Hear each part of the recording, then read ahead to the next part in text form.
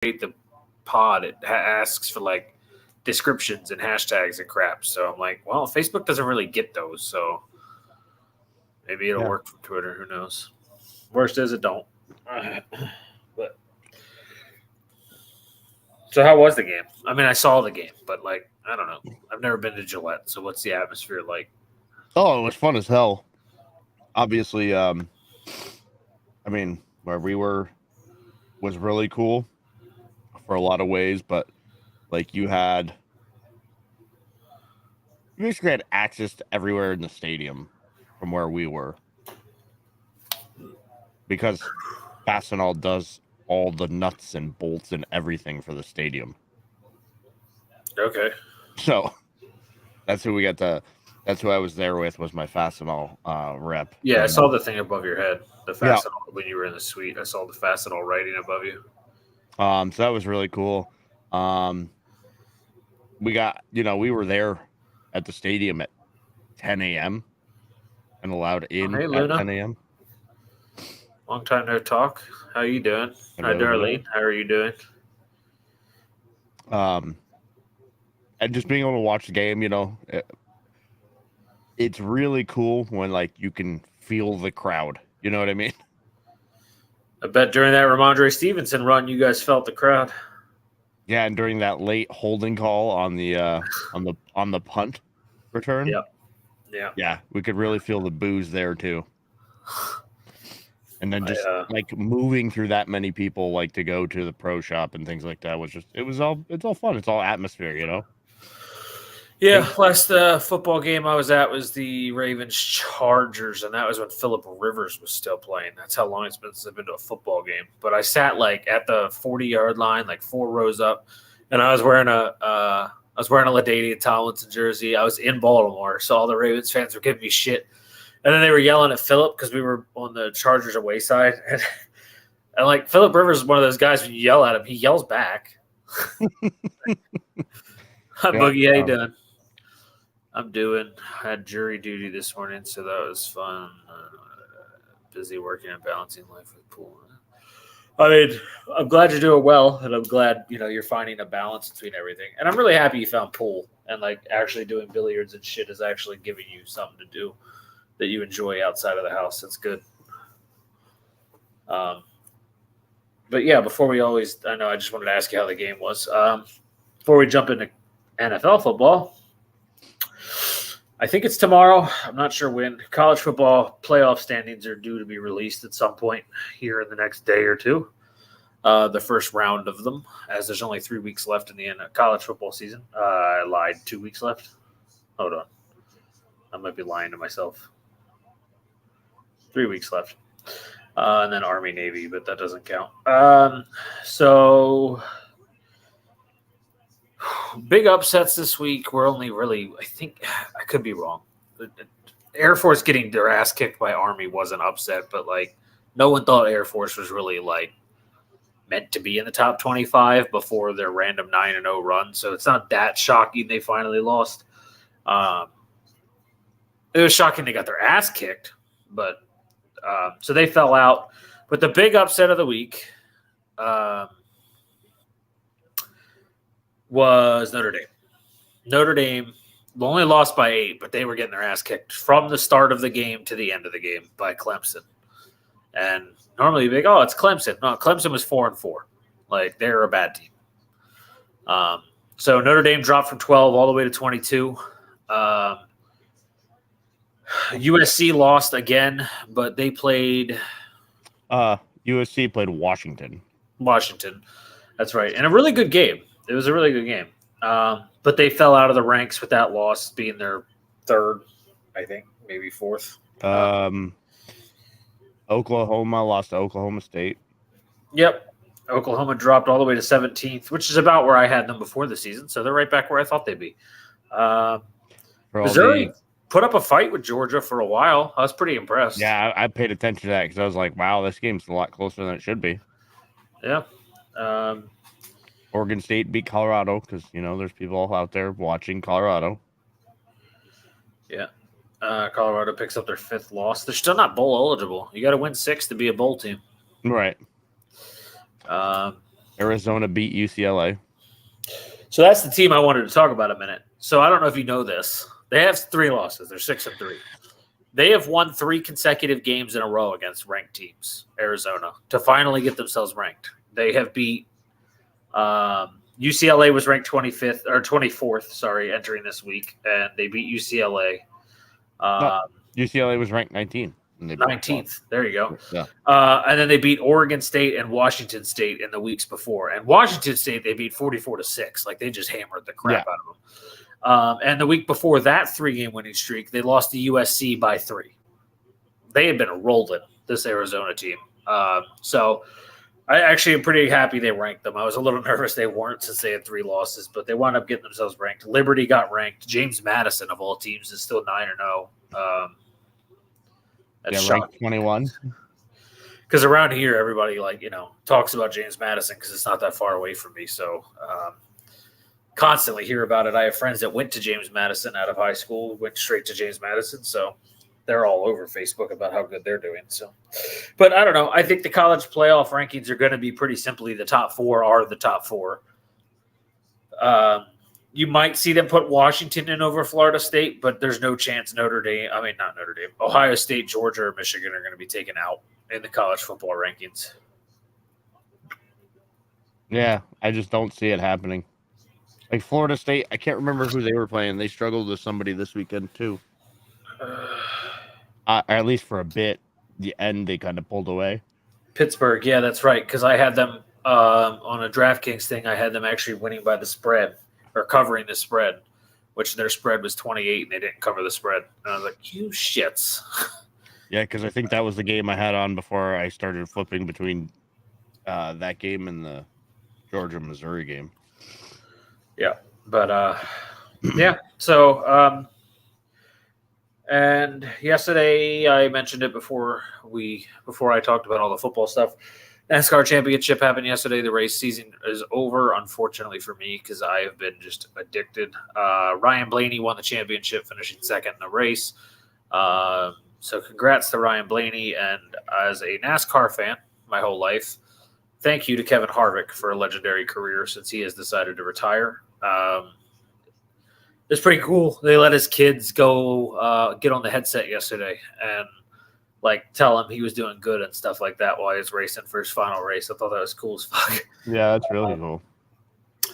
And then there is baseball news.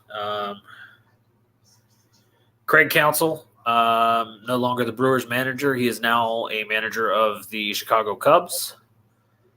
And there was 2 other manager hiring. The Mets hired Yankees bench coach.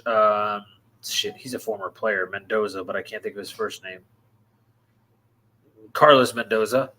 So the Mets' new manager is Carlos Mendoza, and the Cleveland Guardians have hired Stephen Vogt as their new manager after Terry Francona retired.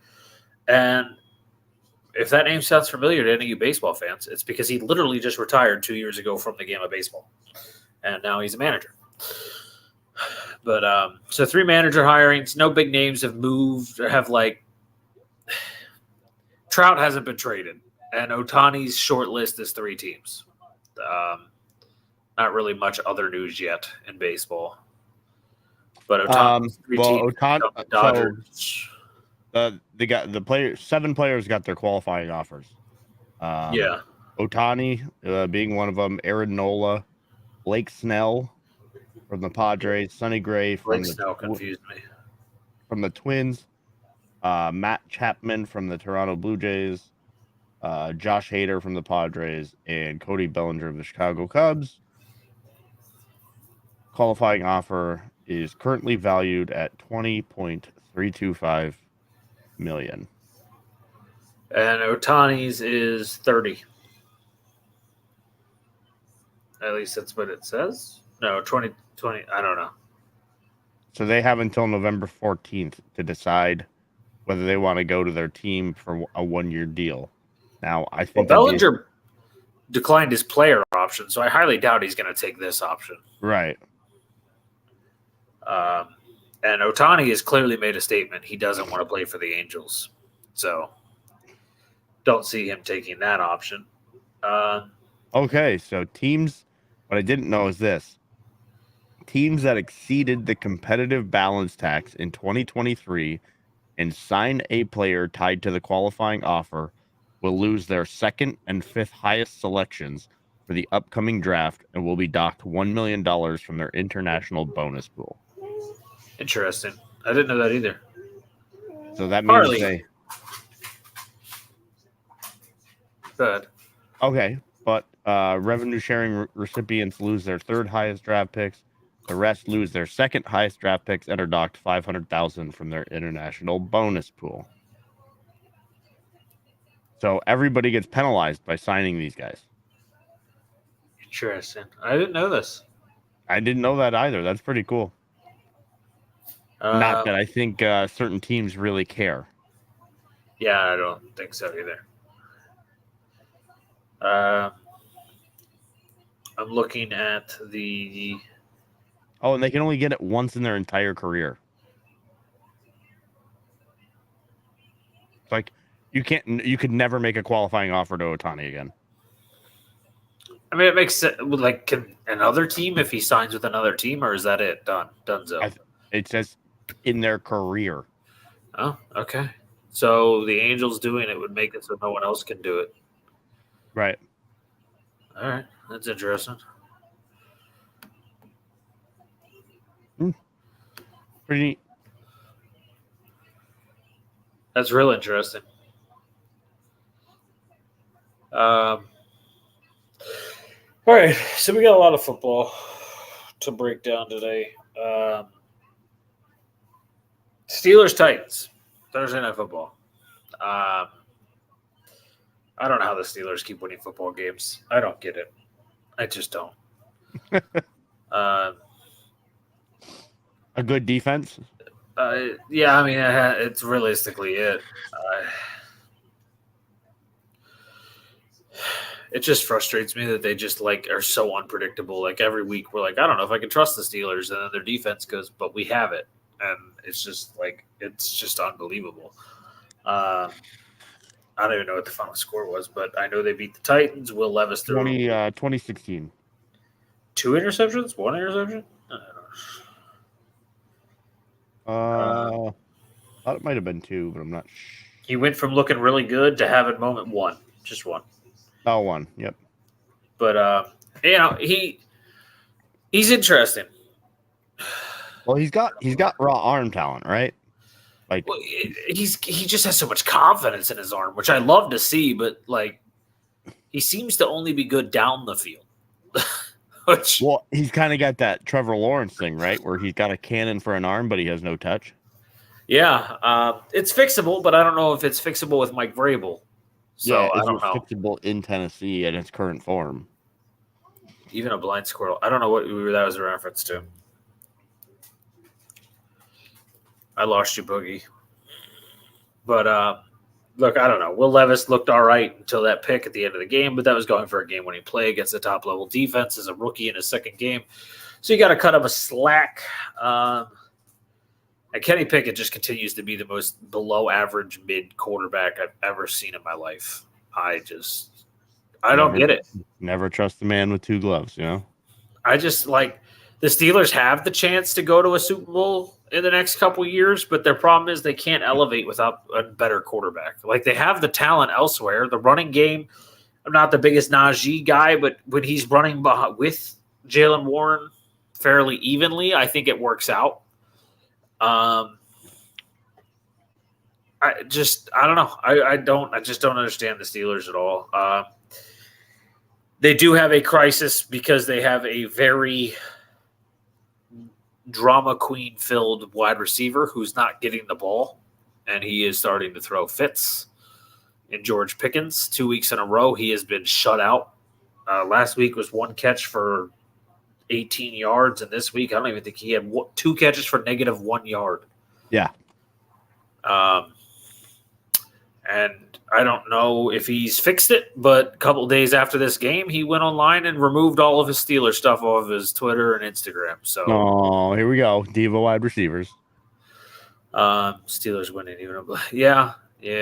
I mean, True, but they continue to have winning seasons every year, so I can't call them a blind squirrel. Mike Tomlin magic is all I can think of.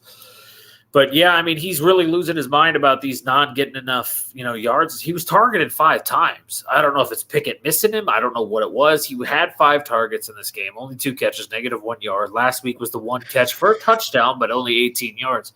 So I know he's having a hard time with this. Like, he's having a really hard time not being the centerpiece, especially since Deontay Johnson's back. But they pay Deontay Johnson to be the top guy. He does get paid fairly well for a receiver. And outside of maybe a couple instances, I don't think Pickens has really shown that he can be better than Johnson at his best right now. Well, and the thing for Pickens is that we all love is he wins the contested catches, but when it's not like the question is, are you winning routes? Are you actually beating your corner and route running? Because right now I don't see it. Pickett's not going to throw you open. No, yeah, exactly. And he's not going to be one of those guys that contests contested catches either. He's going to try and avoid it because I don't think he has the confidence in himself to throw the ball against one-on-one with a tight corner. I think he's going to read another option. Right. So I just don't think Pickens and Pickett fit each other's play style, and Pickens is losing his mind about it. I don't know. Mike Tomlin's always handled this kind of situation. He let AB walk. He let Le'Veon Bell walk. He's handled it very well in the past, but honestly, the problem might be you just need to upgrade quarterback, and your receiver might be happier. But I don't know. This game was good. Don't get me wrong. I thought it was actually going to be somehow. I thought it was going to be higher scoring. I know the 2 teams on the field, but I thought it was going to get sloppy, and defenses were going to contribute to some points. And but it was, the Titans are just going to continue. They're just going to fall. They're 4th in the South. Like, you're 4th in one of the worst divisions in football. So. And they get the Bucs on Sunday this week. And what I think what happened was they got a win at the worst time. Otherwise, they would have sold more pieces. Yeah, I agree. The win right before the deadline with Levis, they were like, "Oh, maybe we can roll this," and then it comes back to reality. Yep. But the Titans get the Bucs this week, and the Steelers actually stay at home and get Green Bay. So. And that's interesting. That's going to be an interesting matchup. Yeah. So that was the Sunday game, and then the Thursday game, and then we got Sunday morning football in Germany, Frankfurt. 21-14 Chiefs win. The Chiefs looked good early. Looked great early. I covered this whole game because by the time I was off, the game was already over. So, I was just covering it as it was happening, and then before I even got off the podcast, the game was over. So I was like, I have things to add now. Like, Travis Kelce really sucks without Taylor Swift, apparently. Yeah, it's a Taylor Swift effect, man. I will say this though: somehow in his 3 catches for 14 yards, he passed Tony Gonzalez for the Chiefs' all-time receiving leader. So, he was close enough that 14 yards got him there.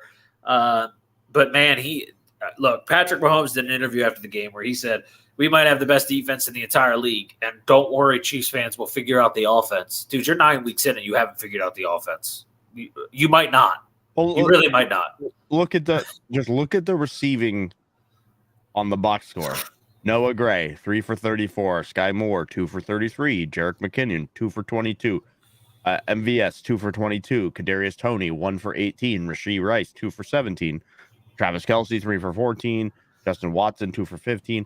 There's fucking 12 names listed.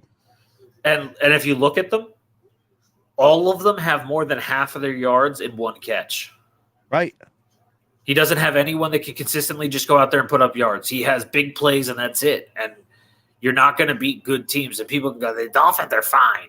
Look, the Dolphins are 6-0 against losing record teams and 0-3 this season against winning record teams. People need to wake up and smell the fucking roses.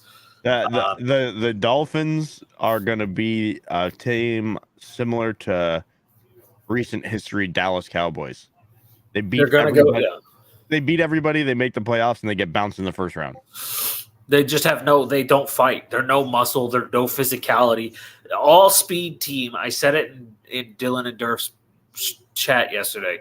Dylan, all speed teams are really fun in Madden. They do not work in the NFL. You have to have some they'll power. work against bad defenses.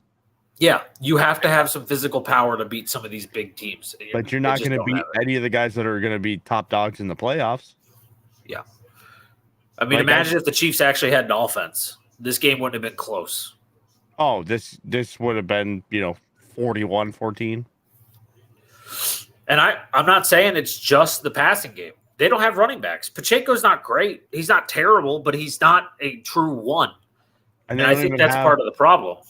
Oh, and mind you, this game ended with Miami snapping the ball over their quarterback's head. There was a chance they could have tied this game. Yep. Yeah. So there's Kansas City wins big games. So I don't the fire alarms aren't going off in my head yet. There's obvious signs of distress, but the alarms aren't there yet because they do win the big games they have to. Yeah, to me, to be honest, the only thing I worry about with the Chiefs is, can you beat the Bengals? Can you beat the Ravens? And right now, I don't think they can beat either of them. I don't even think they could beat Philly. Well, that too, but I mean, to even get to Philly. Actually, they play Philly in 2 weeks after their bye. They have a bye this week, and then they play Philly. So that's good. We'll be able to see that. Yeah, because the two teams in Germany get by, so neither of these have an opponent next week. But for the Dolphins, look, like we already said, they'll go out there and throttle another bad team whenever they, when they get to them. But they're going to continue to struggle against good teams. We haven't seen a good game yet from them against a good team. They were okay in this game, but there was still the offense was slow. He was forcing throws to Tyreek Hill. He was just trying to get him open, and I'm like, let him get open or throw to someone else. Like, you can't. There was just too much attempts to make him have the big game. And I said bad team. When they get back from their bye, the Dolphins stay at home and they get the Raiders. So, granted, I don't know. Under Antonio Pierce, I don't know if the Raiders are going to be a bad team. I don't know. I have no idea. I think. I guess if you had to describe, Miami's good, they're not great. I think they're just. They're a middle of the pack team. Yeah, they have the potential to be a top 6 team with all the talent, but they just don't. They just don't have the power to handle it. Eagles have a bye week. I know. So the Eagles and the Chiefs get bye weeks, and then they come beat each other up.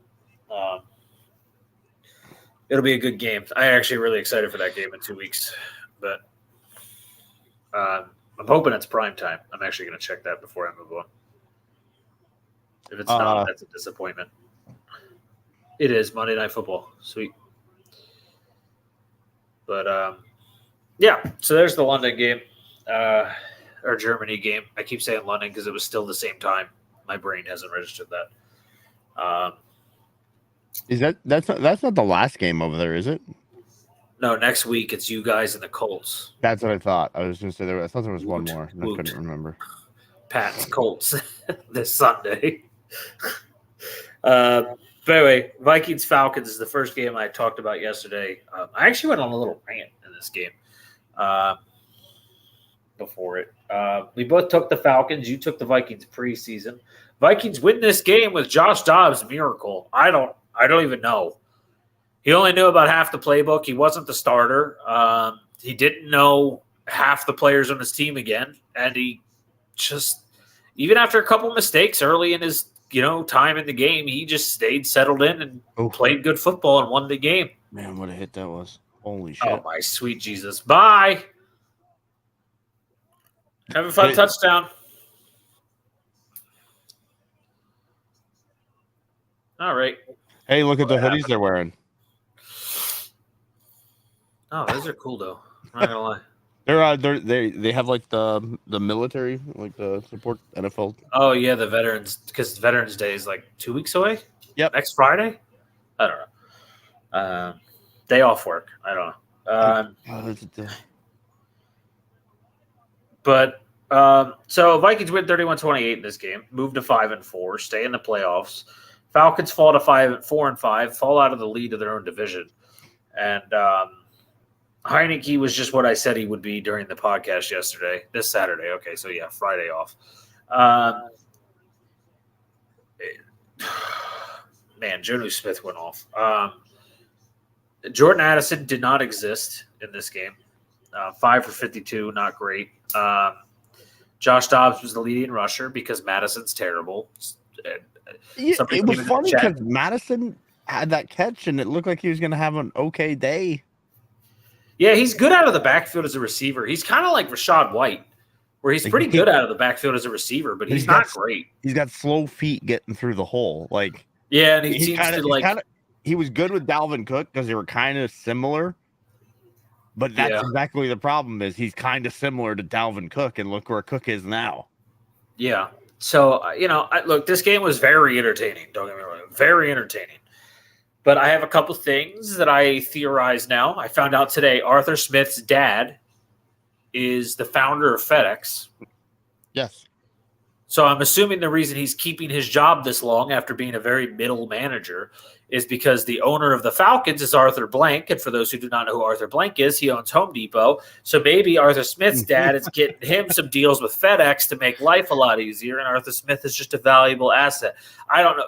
Look, you can use all these first-round picks on all this talent, but when you don't use your talent that you're drafting, you're wasting time, you're wasting these guys' careers, and you're wasting the franchise's efforts. And I'm not trying to shit on Arthur Smith too much here, but Kyle Pitts has been wasted since his rookie year, and now Bijan Robinson is being wasted. Yes, he got used a little bit yesterday, but why is he consistently off the field in crucial moments when you need your best player? And he is their best player. No Drake London, and you didn't even use him out wide. Like you could have used Bijan as another receiver. I don't know. I just look at this Falcons team and I'm like, you're hindered by your dumbass coach. Well, is this like so yeah, I guess you have to look at it from a point of view, like you said. Is this coach not smart enough to design plays where you put him like can you imagine Bijan with a coach like McDaniel in Miami? Yeah. Or Sean McVay even. Like I just don't even. Yeah. Like those guys Shanahan, the 49ers. Yeah. Like imagine if they had that Swiss Army knife. Well, you kind of see it with Shanahan and McCaffrey, right? Yeah. I mean, just look at what he does with those guys and how he schemes. It's like if they're not getting touches at their position, he puts them in a play where they're going to get the ball. Yeah, I don't know. I know I'm not the only person. I saw RG3 going off about it this morning, was going off about how Bijan's just being underutilized again, just like Kyle Pitts already has been. It's just getting frustrating that they have a coach that just continues to get all this talent handed to him, and he just squanders it. Yeah. But look, the Vikings win. This team is a miraculous team under Kevin O'Connell. I don't know how they continue to do these things. I did say yesterday, I don't know if you've heard, but there has been a delay in Jefferson's return. He's still a little farther off. So with no Cousins, I don't think that's a bad thing.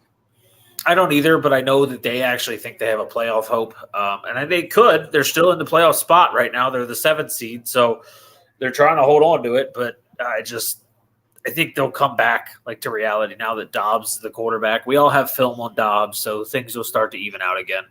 Yesterday the Falcons did game plan for Jaren Hall, and he got a concussion, unfortunately, very early in his debut. And they went to Dobbs, and I got to give Dobbs credit. I mean, what a player that dude is! But that dude is the Swiss Army knife of emergency quarterbacks. He's what the Saints wish Taysom Hill really was. Because this dude he can run people over, and I don't know. He's just so physically gifted. I just can't, when I was watching that game, he was making plays where I was like, dude, you're about to get freaking hurt for a new team that you barely know. And he just doesn't care. He's a team player, man. The guy just goes out and plays ball. It just seems like he's one of those dudes that just loves football. Yeah. Love it. He's like, I don't care where I have to go. This is his 5th team since week 15. This is his 5th team. It's amazing. And it's just like, okay, well, they're paying me to play football, so I'm going to keep playing. But, Yeah, so Falcons lose that game, fall to second in the division. Vikings continue to have hope. Yes. Okay. So just to go back to this point real quick before we move on, the Josh Dobbs, and then the Madison thing. Okay, look at the box score. Madison had 16 touches for 44 yards. Josh Dobbs, who came into the game as their QB on an emergency basis, had 7 carries for 66 yards. Just if you find a quarterback for Minnesota or Cousins comes back, just put Dobbs in as a running back. Actually would work, to be honest. Now, I am curious, though.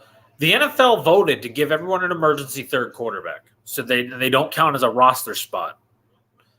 Why the Vikings didn't have an emergency third quarterback for this game, I'm very confused about, because they said Cam Akers was the emergency third quarterback, and he got hurt. Tore his Achilles, by the way, out for the season. So if Dobbs got hurt, they actually said they had no idea who their next quarterback would have been. Yeah, I don't understand. Like, if it's a true, maybe you can use that spot for another guy and you basically gain a position, but that seems kind of dangerous at the same time now, doesn't it? Yeah, I don't know. Like, Dobbs could have gotten hurt in that game. He took some big hits. Like, I was like, man, I don't ever want anyone to get hurt, but I was like, what would have happened? Like, who would it have been? Because Cam tore his Achilles, which, by the way, the whole second time they put that in was because of what happened to the 49ers against the Eagles in the playoffs. Yep. They literally are going to have to run plays with Christian McCaffrey as the quarterback. Yeah. But, yeah, so Cam Akers, people are saying, some people are being positive, saying he has a good chance. Other people are saying this might be career ending. It's the same Achilles that he tore 2 years ago. Yeah, dude, you're not, like, even if you come back, it's you won't have that step again. To tear it again. You won't have that step. Yeah, I don't see it. But so Minnesota next week, it's the Saints, and the Falcons next week go to Arizona and maybe face Kyler Murray. I don't know. I heard like Kyler's. He's starting apparently because if he's good to go, he's playing. Yeah, so we might see Kyler Murray for the first time next week. So we'll see. Can't wait to see that toddler run. The next 2 games are going to take about 2 seconds to talk about. We're going to start with the Browns 27-0 thwomping of the Cardinals. Imagine being Clayton Tune and starting your first game in the NFL against that defense, dude. Yeah. Yeah. It's like, and you don't get any help at running back. I mean, he was the leading rusher. You are destined to fail, but here you go, pal. Yeah, they made sure there was no controversy with Kyler coming back next week. They were like, you know what? We're going to get Dobbs out of here, who might physically handle this team a little better. We're going to let Clayton Tune start and make him look like an idiot, and then bring Kyler in, and he's going to look brilliant. Deshaun Watson was pretty okay. Not phenomenal, but all right. 219 yards, 19 of 30. Not 240 million guaranteed phenomenal, but yeah. Tune had negative 20 points in your oh my lord. Yeah, 7 sacks, 41 yards, 2 interceptions, 11 of 20 for 58. Yeah, remind me next year to never draft Lamar. I forgot how much Baltimore loves to run the football, and there's too many games in a row now where I'm getting like 12 to 15 points out of giant wins because they just run all day. And they're not running with him. But I don't know. So Cleveland, look, Amari Cooper is phenomenal. Like, I feel bad that he doesn't have a real true ace quarterback because he's still at his age playing crazy good football. He's just such a good route runner. Like it's so crisp. It really is. It's like as good as it gets. He's kind of like how did Chad Ochocinco say? He's like, put me in a telephone booth and watch me run a route. Like, yeah, he can do it. Like, and it's what you used to see out of Larry Fitz, man. It's just so clean and perfect. Yeah, and when if you had Fitzgerald at his height, even Fitzgerald had another gear when the quarterback was better. Yeah. Because not only do you get that route running, but you get throws to places where only Fitz can catch the ball. Yeah. Look at Matt Leinart versus when he got Carson Palmer. Oh, yeah. I mean, you talk about – and you look at – I mean, look.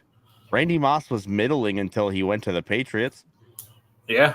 And then all of a sudden it's like, oh, you got a guy that can actually throw the ball there? Just you always knew you were getting a 50-yard pass when it was 1v1 at the top of the screen and Moss puts his hand in the air. Yep. Like you were like, oh, they're just gonna throw it as far as they can and watch this guy run. Now, so yeah, this game 27-0. There's not really a lot to talk about. The Browns defense still looks as elite as ever. Cardinals will get Clayton Tune back next week. Not Clayton Tune. Sorry, Kyler Murray back next week for the Falcons potentially. The Browns get to go to Baltimore this coming week, and it will be an interesting matchup just because of their defense. Matt. I'm not sure Kyler's going to be able to play next weekend. Call of Duty does come out this Thursday or Friday. In 2 days. Yeah. It comes out in 2 days. November. I thought it came out on the 10th. Sorry. Oh, sorry. You're right. 10th. But still, it comes out this week. So I'm just saying. Kyler's. The timing couldn't be worse, right? At least he's going to come in and he's going to know less of the plays than Dobbs did. Yeah. Even though, yeah. I mean, it's a different playbook this year. So. I like it, though. Now, I do drama on it. I do want to ask before we jump to the next game, because I didn't think about it, but like everybody's talking about how different Travis Kelce's numbers have been with Taylor Swift at the game versus not. Do you think maybe it's the Baker effect where he's doing too many damn commercials? He's in like 12 commercials now. Dobbs is nasty. Yeah, he was. Dobbs is actually a rocket scientist. Yeah. Which is hilarious. Like, that's how smart the fucking guy is. Yeah. And, yeah. NASA. Rich Eisen had a bit on it, and Rich is like, do you think it's tough for him to learn playbooks? And he's just like, nah. He just goes in there and goes, well, it's not rocket science, and fucking learns it.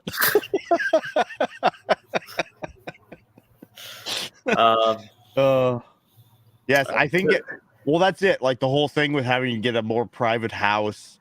There's a lot of shit that comes, like the baggage that comes with those high profile fucking, relationships and marriages is there's a lot more shit going on in your life to distract you. Yeah. All right, our next game, and I agree to Boogie. I feel like he's in everything. Jesus, this is sloppy football. Well, it's these two teams. I know, but one has Zach Wilson at quarterback, and the other one has Brandon Staley at head coach. Yeah, but Garrett Wilson fumbled that, and the punt return for a touchdown, and then just like not caring for the ball. God, Keenan Allen is so big. Yeah. All right, the next game was another thwomping. And I don't know if anyone can tell me they're not the best team in the league. I know Philly has the better record, but Jesus Christ. Detroit came to Baltimore, got their ass kicked. Seattle came to Baltimore and literally didn't look like they were an NFL-level team. 37-3, the Ravens just flat destroy the Seattle Seahawks. And the Ravens had, I don't even remember, hold on, over 250 yards of rushing in this game. Yeah. Jesus is walking without assistance right now is ridiculous. Yeah, he's walking around without a boot or anything. He's just chilling. Aaron Rodgers? Yeah. Oh, don't like throwing a ball using his leg. Like he'll be fine. It's just when. But dude, I can't find flaws in this Baltimore Ravens football team. Minus the fact that they fumble a little too often. But other than that. Yeah, okay, this one you put a team away, which is really you haven't done too many times, so it's good to see, right? I just, when they did it against Detroit, I was like, well, that's not going to happen again. And then they did it again, and I'm like, oh. Yeah, it's not a team you're worried about them. You're not worried about them kind of like playing to the level of their talent, except in the fourth quarter. Yeah. So, the defense is stout. Like, they just 4 more sacks for the defense. Yep. Kyle Van Noy, I love this guy. He just gets picked up randomly by teams. He's like, no, I can still do it. You know what I mean? Like, he's been bounced around so much. 4th sack already with the Ravens too. That's impressive. Yeah. Yeah, I was just checking his stats. But yeah, dude. And then the impressive thing, like the thing I love about the Ravens right now, they didn't even need Zay Flowers in this game. They just let Odell and Mark Andrews eat, and Zay Flowers was being covered by Breek Woolen, which is probably why he only had 1 catch for 11 yards. But they kept Walker to 16 yards, dude. Yeah. And again, part of that is being down by so many early. They throw the ball more, but still. Oh, quite. Yeah. And they, besides the one big play to DK was irrelevant in this game. Literally 1 catch, 50 yards. He could not get open otherwise. Like, this team, man. I actually saved a stat about this.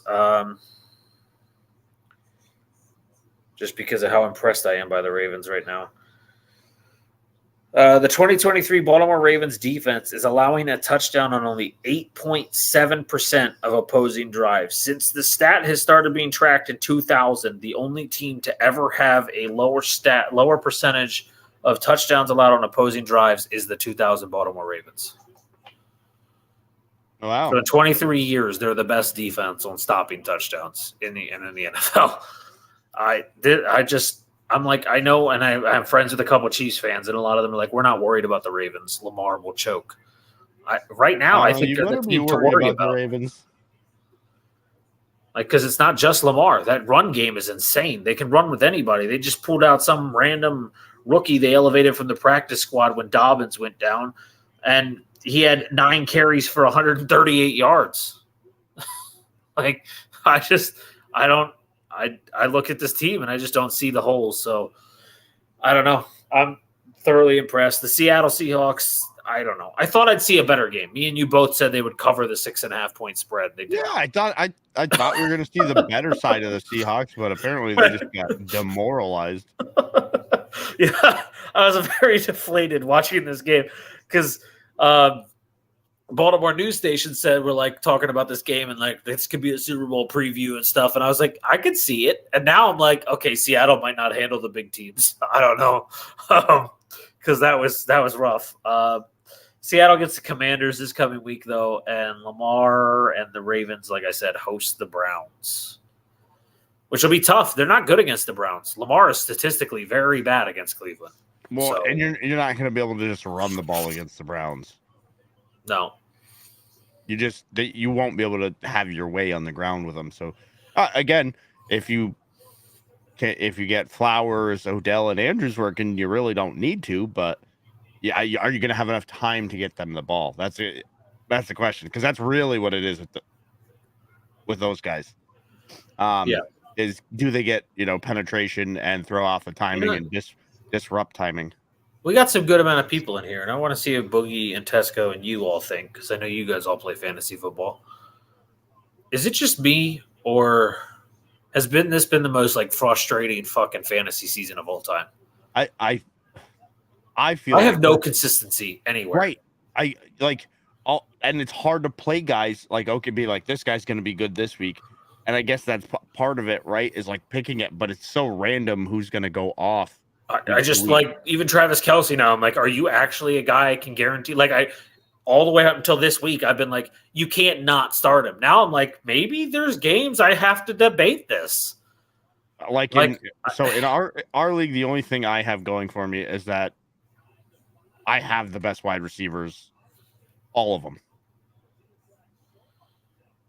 So I literally just have to start those guys, and I can be okay everywhere else. Yeah, like in our league, I had Addison did basically nothing. Zay Flowers did literally nothing. Bijan did nothing. Romeo Dobbs did nothing. I was like, dude, what in the fuck am I supposed? If I didn't have Tank Dell, I wouldn't even have had a good week this week. Like Dalton Schultz is playing because Sam Laporta's on bye, and all of a sudden he puts up a 29-point game. Yeah, I mean, when you have a quarterback throwing for almost 500 yards, Yeah, I have Stroud in Durf and Dylan's league, and he put up or not Durf and Dylan's in the Strikeout Beer League, which is a super flex. I was going to say I have him in Durfin He was projected at 58.5 points and had 136 points. Do you know how annoyed I was with this game? With that, and Dylan and Durfs, I have him and Dell, but I have Dell in both leagues, ours and Dylan and Durfs, and I was like, and I have Downs in both. So I was like, I'm going to start Downs in one, Dell in another, and see what happens. If I would have started Dell and Stroud in Dylan and Durfs, I would have won. But because I started Downs, who got 1 point, and DJ Moore, who got 3 points, and Kenneth Walker, who got 2, I got demolished. Yeah. I was like, great, wonderful. Thanks for sitting on my bench, Dell. Oh, I started Gabe Davis. He had 0 points. 1 week I have 80 points. This week I have 170. Yeah. Gabe Davis was so bad this week. We'll get to that game. That was fucking nuts. I actually listened to Colin today talk about that game, and I think he's pretty dead on. But anyway, that was Ravens Seahawks. The next one is Saints. Hold on. So did we say who the Ravens? So Ravens they get host the Cleveland. Browns, yeah, and the Saints get the Commanders. Or the Seahawks get the Commanders, sorry. Ah, okay. Saints Bears was the next one, 24-17. I am a little concerned that the Saints couldn't put away this team after all the Tyson Bagent turnovers, as he had a turnover special in this game. 3 interceptions, and I believe, and lost the fumble. And the Saints just couldn't put it away. I don't know. I'm not saying Derek Carr is a problem, but I think it's honestly just they're not creative offensively, the New Orleans Saints. And it almost feels like you know how like you're supposed to build chemistry over time? It's like that's not happening. Yeah. That's what it feels like. Because Derek Carr wasn't bad in this game. It's just like there's no excitement around this team. It just looks like a team going out and playing football. I don't get excited. I don't see them excited. It just doesn't. I just don't feel it. I don't know. They're leading the NFC South though, so I guess I can't criticize them too hard. Taysom Hill's the leading rusher again. And this isn't the Bounty Gate Saints, right? Like, there's not. Whatever happened to Greg Williams? Greg Williams, where is he now? I'm Googling this motherfucker too. Where'd you go? Is that his name? I think that was his name. Defensive coordinator for the DC Defenders. Oh, okay. So he's in the XFL. Got it. Yeah, that's another time. But I don't know. They're not a bad team. They're not excited. They're not a great team. Paulson Debo's become a pretty damn good corner for the Saints, which I'll give him some shout out here. Pretty fun to watch him play some football this year out of Stanford. He was pretty last year, so elevating in his second year. Taysom Hill, the leading rusher. Alvin Kamara is still he just doesn't look like he has that step anymore. He's had games where it looked like it, and then he has other games where it looks like he doesn't.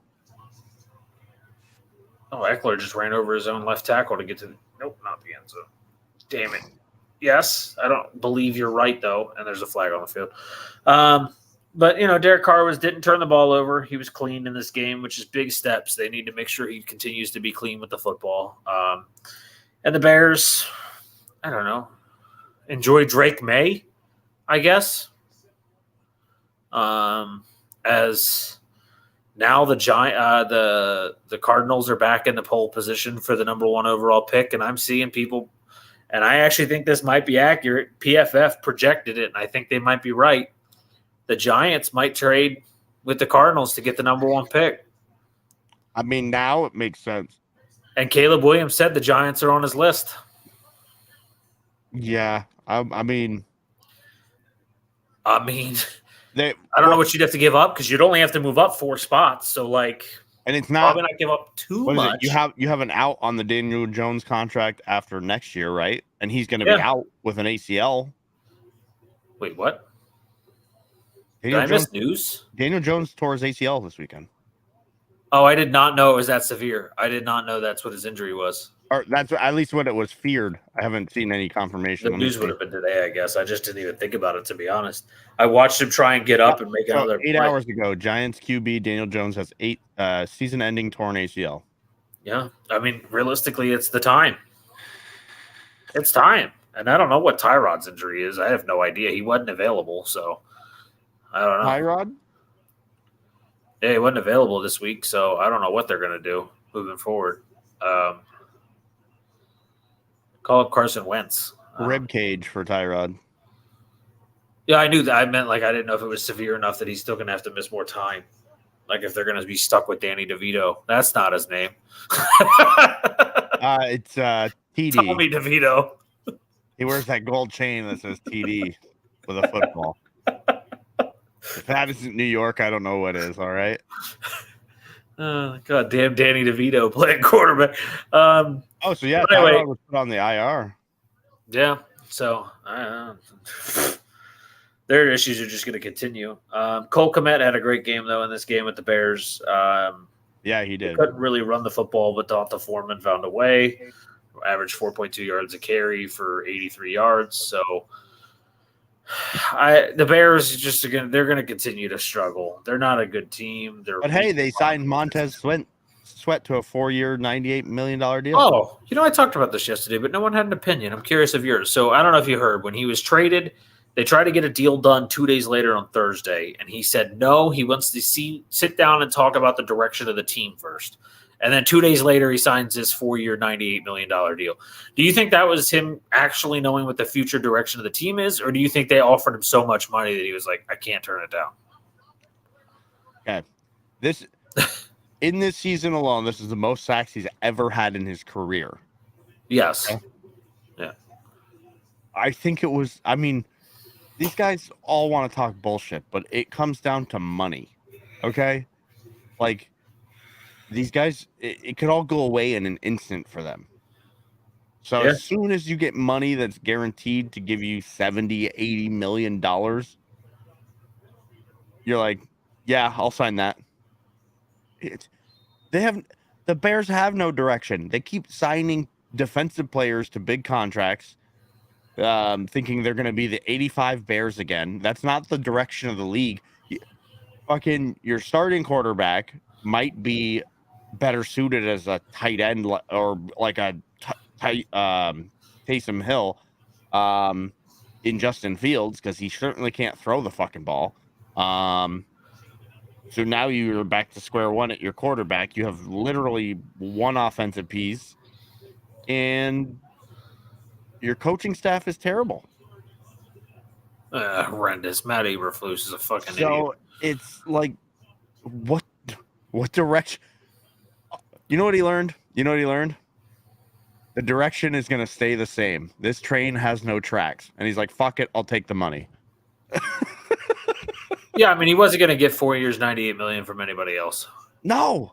I mean, I guess we'll get to it when we get to that game, because the fact that the Commanders got what they got for him was good, considering that they got less for Young and they drafted Young in a first-round pick. So, like, good for the Commanders to do that, but the fucking Bears just don't make sense. Now the Bears have like $110 million in cap space next year, so it doesn't fucking matter. But yeah, and they're probably going to trade Eddie Jackson in the postseason. So they're going to have a lot of money, but as the Bears are like kids in a candy store; they just can't help themselves. Yeah, and they continue to be one of the worst run organizations in football, because I already called out the worst run organization in football yesterday in a very heated, passionate speech.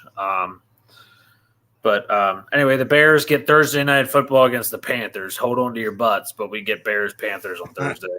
God, these Thursday night games are real barn burners, you know? And then the Saints-Vikings is the next one. The Saints' next game on Sunday. The game of the week, in my opinion, is the next game, and my lock of the week, and you took this team as well. The Texans beat the Tampa Bay Buccaneers behind I don't even know what to say except for I said it after the game. He's a top 5 quarterback in the NFL right now. I just can't stop watching CJ Stroud play football. 470 yards, 5 freaking touchdowns. This kid played a game without any help at the running game. I mean, Devin Singletary was 13 of 26. Like, he had no run game help, and he came out there against a good Tampa Bay Buccaneers secondary, Carlton Davis and Antoine Witherspoon, and he came out here and destroyed them. Nothing taken away from Baker. I don't want anything to think I'm taking anything away from Baker. 21 of 30 is probably the most accurate he's ever been, 265 yards and 2 touchdowns. And Rashad White actually had a pretty decent game running the football. But holy crap, 3 receivers with over 100 yards. I don't know the last time I saw that. Yeah, and it's okay. It's Noah Brown, Dalton Schultz, and Tank Dell. Yeah. It's not the 3 from Cincinnati. You know what I mean? Yeah, and it's not even technically his one. Nico Collins only had 54 yards. Like, he just only had 54. Only had 54. Like, this guy just I fucking CJ Stroud has broken, in my opinion, he's broken the stigma around Ohio State quarterbacks. Granted, he's done it at the wrong time because the current moron playing for Ohio State is really not a good quarterback. He won't make it in the NFL. He'll be a backup if he comes to the NFL. But still, like, this is the first Ohio State quarterback we're ever going to see that we're going to be able to say this kid could play some football.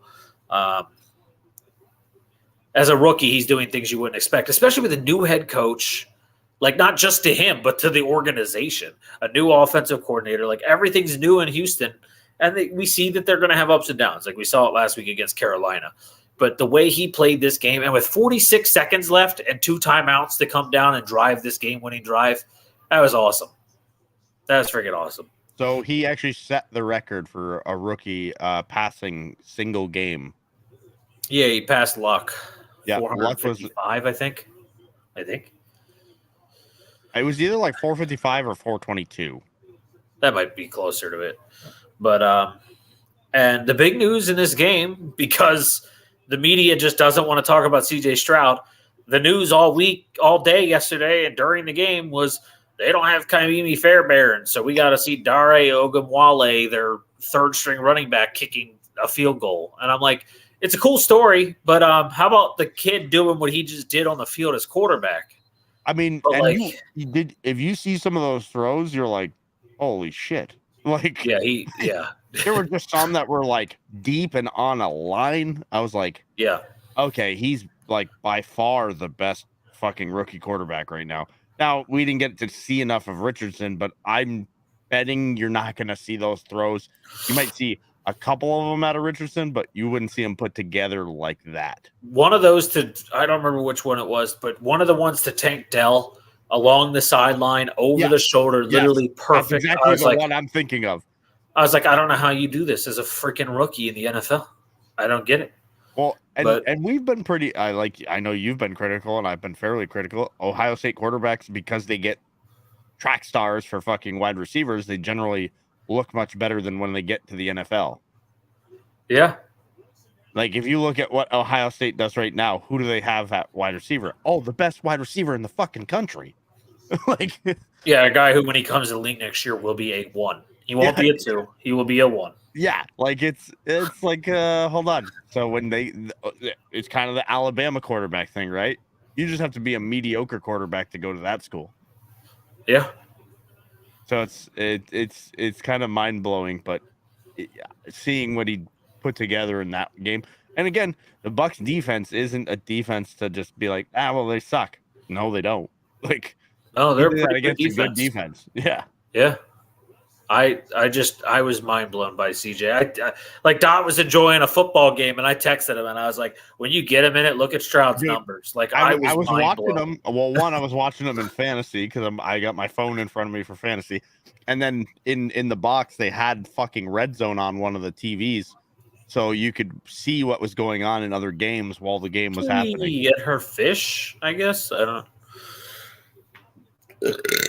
But I won't lie, I was pretty happy to see Dare Ogunwale kick a field goal, though. That was a good moment. Like, you just don't. He's a Wisconsin Badger, so I was like, yeah. But anyway, congrats to the Texans. The Bucs, I don't know what's going on with them. Baker's playing good football, and they still can't win football games. I actually kind of feel bad for Baker.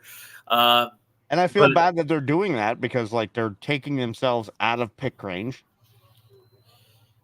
Yeah. It's kind of like a Band-Aid that's doing more damage, if you will, than healing. Yeah. I don't know. I keep seeing people saying they might take Michael Penix, and I'm like, I would love that for Penix to be on a team with like those weapons, but they might not even give him Mike Evans next year. So like, I'm like, Yeah, because they're gonna have to slim down. Well, I guess if you get a rookie quarterback, then you're not paying him shit. Yeah, you're not paying him the Baker $8 million because he's getting $8.5 right now per year. So for the 1 year, but still. Yeah, but then you got to convince veteran wide receivers that this direction is the right direction. Yeah, which a lot of them don't like rookies like as their long-term option unless they see it. Like if they were like Caleb Williams, they'd be like, yeah, but Penix doesn't get that hype. So I'll tell you what, the more I watch, what is it? Is it Oregon with Bo Nix? Bo Nix. Yeah, that's another one where I'm like, he's better than people think. I mean, that Oregon team is fucking stout. People really like him, but the problem is he's already 24, and he'll turn 25 before the season starts. So he's already kind of past that learning part where coaches want him. But I mean, he was at Auburn first. He actually played Justin Herbert in college. So, that's just one of those things. But again, I think there's teams out there like the Bucs who really wouldn't care if he's 25. He's more NFL ready than most of these guys. He's mature. He's learned. He got coached at Auburn. Then now he's over at Oregon learning the systems. Like he's learned multiple systems in his career. I think Bo Nix has a big upside. So I don't know. And he plays with heart, man. That kid plays with hella heart. But anyway, the Bucs this week get the Titans in a game I don't even want to imagine trying to watch. And the Texans go to Cincinnati this week. I feel bad for CJ Stroud. And our next 1:00 game is the game you went to, buddy. Commanders beat the Patriots 20-17 in what was a very good game. But no scoring in the fourth quarter for anybody. I don't know. Ramondre Stevenson had a good game. Well, a good run, I guess. Yeah, Scary Terry had a good game. That was probably pretty cool. Like, I would love to see someone like Scary Terry in real life. Oh, dude, just it's crazy. So the one thing, like I always say about being at the game is like you don't notice angles as well from the TV broadcast.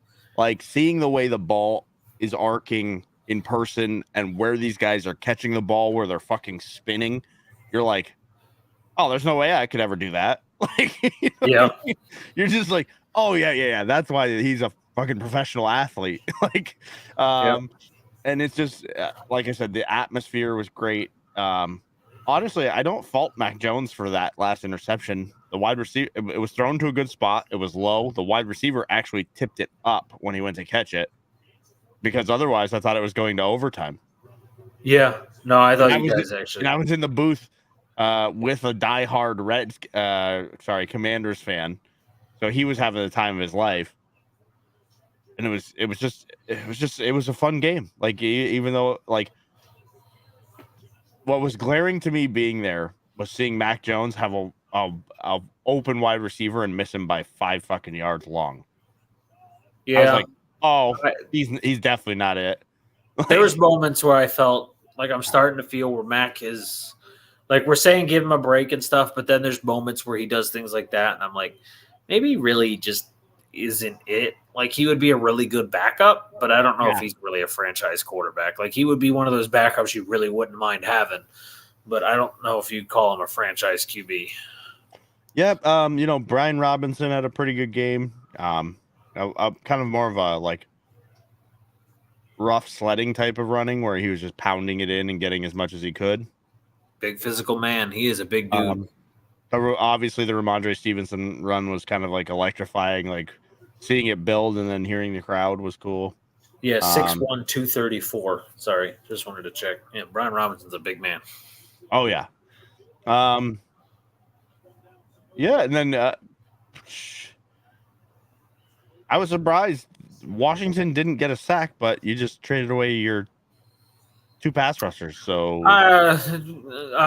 you know what? I mean, they had a sack. The weakest roughing the passer of the 2023 season happened in this game. As JJ Watt said, what are these guys supposed to do? Like, it's just getting out of hand, and it really is. And I can't figure it out anymore. But so the one thing I want to say about the league, everyone keeps talking. Tua is still great. He's leading the league in receiving or passing yards, right? I'm going to say that we need to calm down on what leading the league in passing yards means, because Sam fucking Howell is second in the league in passing yards today. I'm not going to say that's a measure of a great quarterback. I'll tell you, seeing what he did was impressive to me. Just because I personally think if they give him an offensive line, he can be their franchise guy. He's not there yet, but just give him an O-line. He has the 27th ranked pass offensive line in the league. Give him an O-line. They have their right guard leads the league in sacks allowed. And he hits the deep ball well. He missed one that I thought he should have had, but he hits the deep ball pretty damn well. Yeah, I like Sam Howell. I'm just saying, it's one of those stats where it's a little inflated with someone like Sam Howell being second. But, all right, well, that's into the end zone. But I don't know. I thought it was a pretty good game for what these two teams are. Two very, I was going to say defensive teams, but the Commanders have been allowing everyone to score a bajillion points. But it came back this week, and we saw some defense. I have a feeling Jack Del Rio was told your defensive coordinator job is on the line. Yeah. Get your head back. You better get your head out of your ass. Yeah. They also lead the league in touchdowns allowed on the first drive. So I feel like that was they were like, dude, get this shit under fucking control. So I already said it earlier. The Commanders get the Seahawks in Seattle this coming Sunday, and the New England Patriots go on a bye, I think? No, they're in Frankfurt. That's right. They're the team over in Germany playing the Colts, and then they're bye. This counts as one of your guys' home games. Okay, that's what I was trying to figure out. So that'll be an interesting game. Yeah, I love those. Losing a home game. But, yeah, I bet you do. It has to happen. It's the only way it works, right? So, yeah. All right. The last 1 o'clock game. The Rams visited Green Bay, and where Matt LaFleur is now 4-0 against Sean McVay in his coaching career, which is hella impressive. But we played against Brett Rippey and Royce Freeman and a banged up Puka Nacua. I'm not impressed. I actually picked the Rams to win this game. I thought they were going to come in and dominate. You're employing my strategy, I see. But I think RG3, when he said it this morning on whatever show he was on, made a really good point. The Packers now have the formula. Let Aaron Jones and A.J. Dillon run the ball 25 times a game, and then let Jordan Love just do the rest. But let the running backs do the work. Granted, saying that, Green Bay did say that they're going to use the next 10 games to judge whether Jordan Love is their guy or they're going to move forward starting next season. And if you do that strategy of we're going to run the ball 25 to 30 times a game and just let Jordan Love have limited work, you kind of are saying he's not the guy for us. We're going to have to go find someone. So I don't know if that's what Matt LaFleur is going to do moving forward, if he just saw that opportunity against the Rams. I don't know. Do you think you need more than 25 throws a game to figure it out, though? I don't, because I think we've already seen what he is, especially throwing the ball down the field. I think we've seen what he is. Yeah, he's similar to Mac Jones, right? He's wildly inaccurate down the field. We were just talking about it with Mac Jones. He could be a serviceable backup. Love could be a serviceable backup, but it's a good point, because you know what? One of those throws he threw to Christian Watson, he just fucking flat out missed him. And the commentator goes, Conte goes, I don't know what's going on, but Christian Watson hasn't had a good season yet since he's come back. What do you mean? He is a deep ball guy exclusively, and he has a quarterback that can't throw the ball 10 yards down the fucking field. I wonder why he's having a bad season. The leading receiver was Luke Musgrave simply because a tight end is a perfect quarterback, a perfect weapon for someone like Jordan Love. A big physical dude in the middle of the field. That is all Jordan Love can hit. I know we won 20-3, and I should be happy, but good Lord. We played against a beat-up, destroyed team without Matt Stafford. There was nothing to be excited about in this win, except for we won a football game.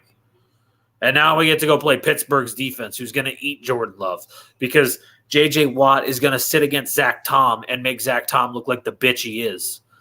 I'm sorry, Packers fans. I don't know how we haven't written a petition yet to get Zach Tom removed from the starting lineup. That guy is the worst thing at right tackle in the league. I every time I watch him play, I'm like, first off, you have a boring name, Zach Tom. Like, what a name. Tom. And then you're just, oh my Lord. Potentially another turnover for the Jets. What in the fuck? But anyway, I don't know how Tesco feels. Maybe he feels more hope. I feel no hope. I'm not Star Wars. I don't feel hope. The Rams, I'm hoping get a bye week for Matt Stafford's sake. I don't know how long this thumb injury is going to go. My phone is fucking up. I can't even pull up the games. What game are you trying to pull up? Who the Rams play next? So the Rams. Let's see. Rams are on bye. Okay, and we play the Steelers on Sunday. So, okay. All right, first 4 o'clock game. Your upset of the week. I almost took as my upset of the week, but I took the Jets, who are apparently just going to do what the Panthers did yesterday and let me down. Panthers lose to the Colts. If I remember correctly, it was a pretty decent game, close-wise. I don't remember. My phone ain't working, so I can't tell you. It was 20. It was 20-3 at half. Jesus Christ. Okay. Well, I knew Bryce Young was struggling early, and they got Adam Thielen had 0 targets at halftime. Yeah, that's generally not good. Yeah, when you don't have your best receiver getting any ball at half, you're going to have some problems. But I will say, I did say it yesterday before the show, I'm glad they've moved to Chuba Hubbard instead of dumbass Miles Sanders. 3 interceptions, though, out of Bryce Young. 1 was a pick 6 to Kenny Moore. Yep. And Adam Thielen only had 5 catches for 29 yards, which, again, he was covered by Kenny Moore, which is one of the best corners in the league. But still, it was just not a pretty game for the Carolina Panthers. No, not at all. 27-13 was the final, and Colts moved to 4-5. I'm kind of shocked that they're hanging in there, kind of, to a degree. I mean, they're with the Titans. Their defense is fucking stout. Like, they're just, and that was without Zaire Franklin yesterday too, which is just no Zaire Franklin. Yeah, he was out. Shaq Leonard had 7 solo tackles. Kenny Moore had 7 solo tackles. I mean, you just look down that list. Leonard, Moore, Blackman, Jalen Jones, DeForest Buckner, like Quiddy Pay. Like they got names. Taekwon Lewis, Ebukam. Like, I'm missing names. Mo Ali Cox is on there. Like they got guys, and that's it. They just gotta. Jonathan Taylor, he'll get back to form. Obviously, Gardner Minshew's not the long-term solution, but he's been serviceable. Yeah, he hasn't screwed up as much as I expected, to be honest. I thought he was going to be a train wreck by now. He's been hanging in there. Yeah, so I'm glad they've done the Jonathan Taylor, Zach Moss thing where they're finally giving JT more and more. Yeah. So. Wean him into the system completely. Yeah. Colts, like we said, go to Germany and play the Patriots this week, and Carolina. I had to update the app. Apparently, it decided to shit. So, Carolina goes by, maybe? I don't know. I fucking hate this app today. Carolina, Chicago, Thursday. Thursday, that's right. We get Thursday Night Football with the Bears and the fucking Panthers. Good Lord, no thanks. I can't believe I got to watch that game. Now, if Bryce Young has a bad game here,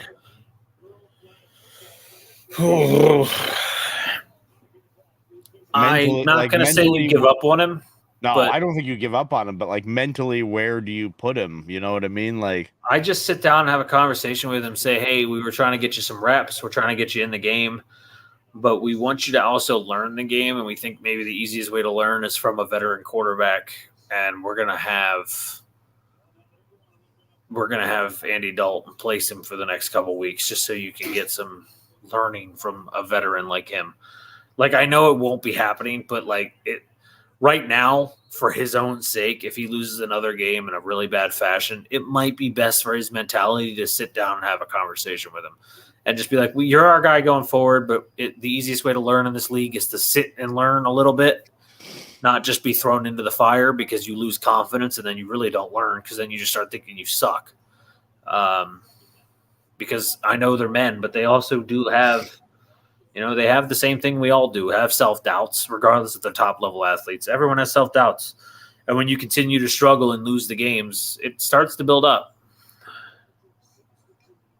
We saw Vince Young. I mean, Vince Young had all the athleticism you could ask for. He had a good arm. And when they started losing with the Titans, he got suicidal. Like, he literally started talking all this suicide stuff and everything because it's real. And I'm not saying that's what Bryce Young is going to do, but you don't want to take his confidence and make it so he doesn't even feel comfortable playing the game. Yeah, I'm not even quite obviously not on the same like physical or talent-wise scale, but what was his face there? Johnny Manziel. Yeah, Johnny just didn't take anything serious. That was. Yeah, well, a lot of it was the making of he was the maker of his own demise, but mentally these guys get almost to a sociopathic level with their skill and training and everything, and then for it to just all be ripped away. You know what I mean? Yeah, especially when you come out of college, is like you're the hot shit guy. You're coming out of college as the guy. Yeah, Bryce Young was he was a Heisman guy.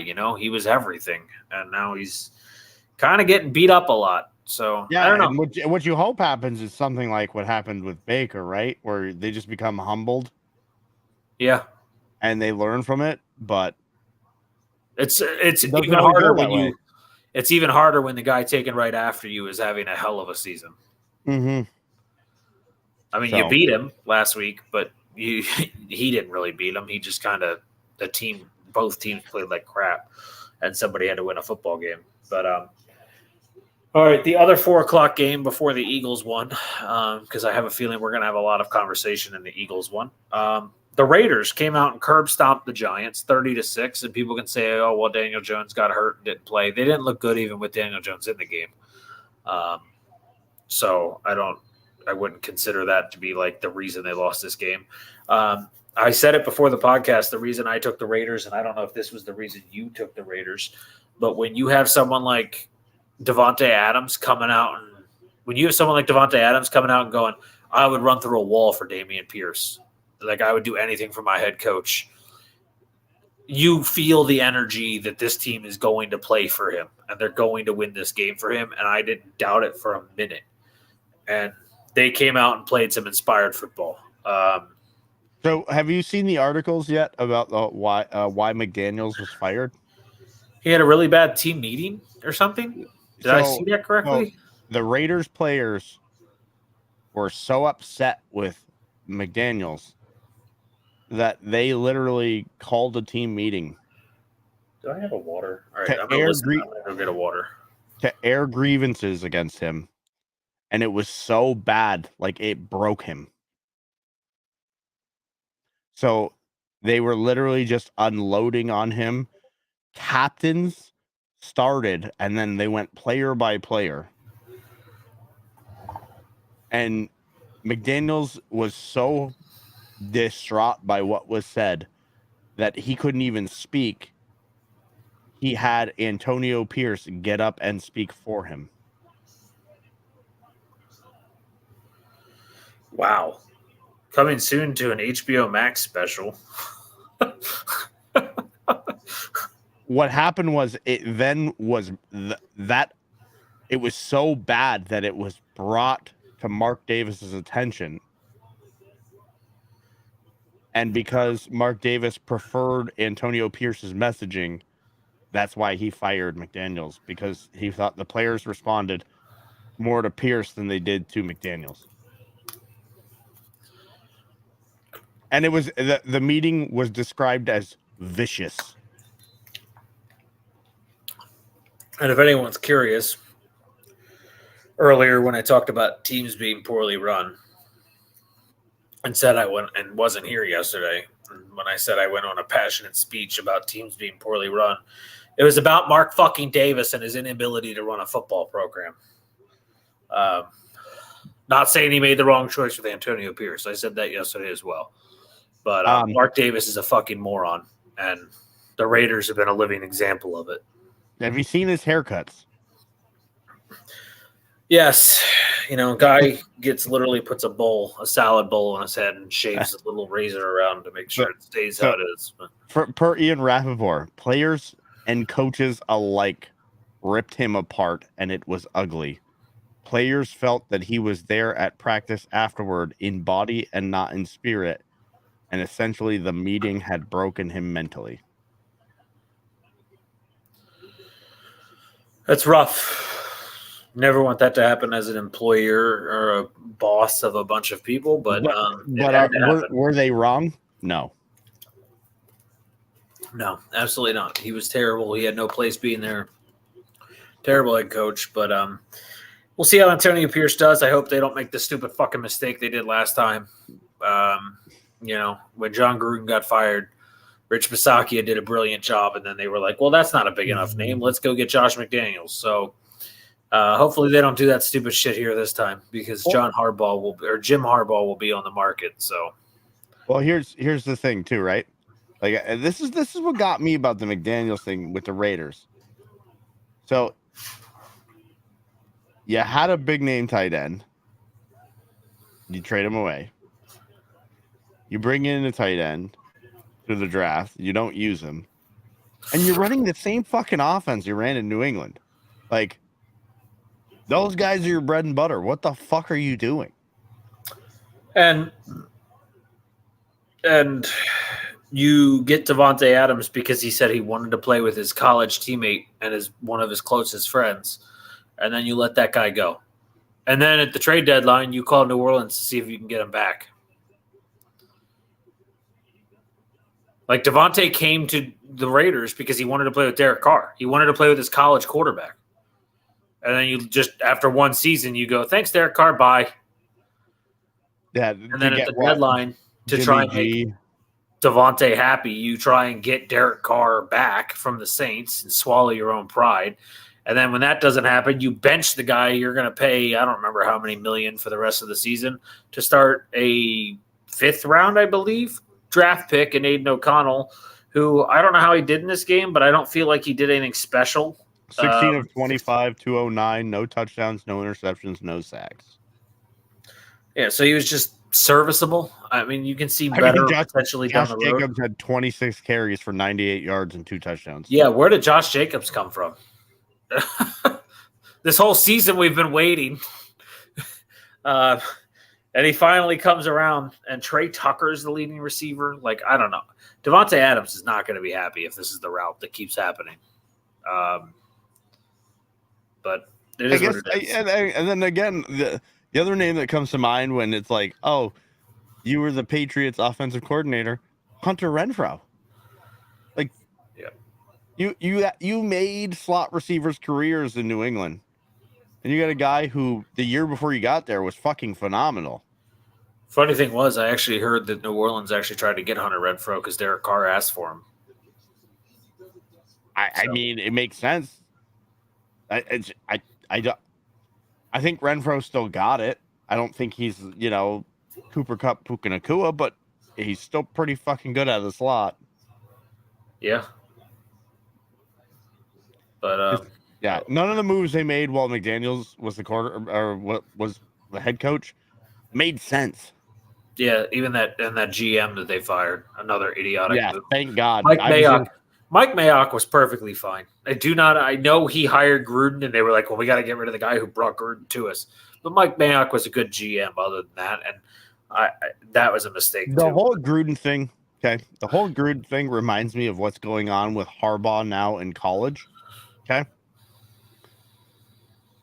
Gruden was finally making it work with the Raiders, and then some skeletons came out of the closet.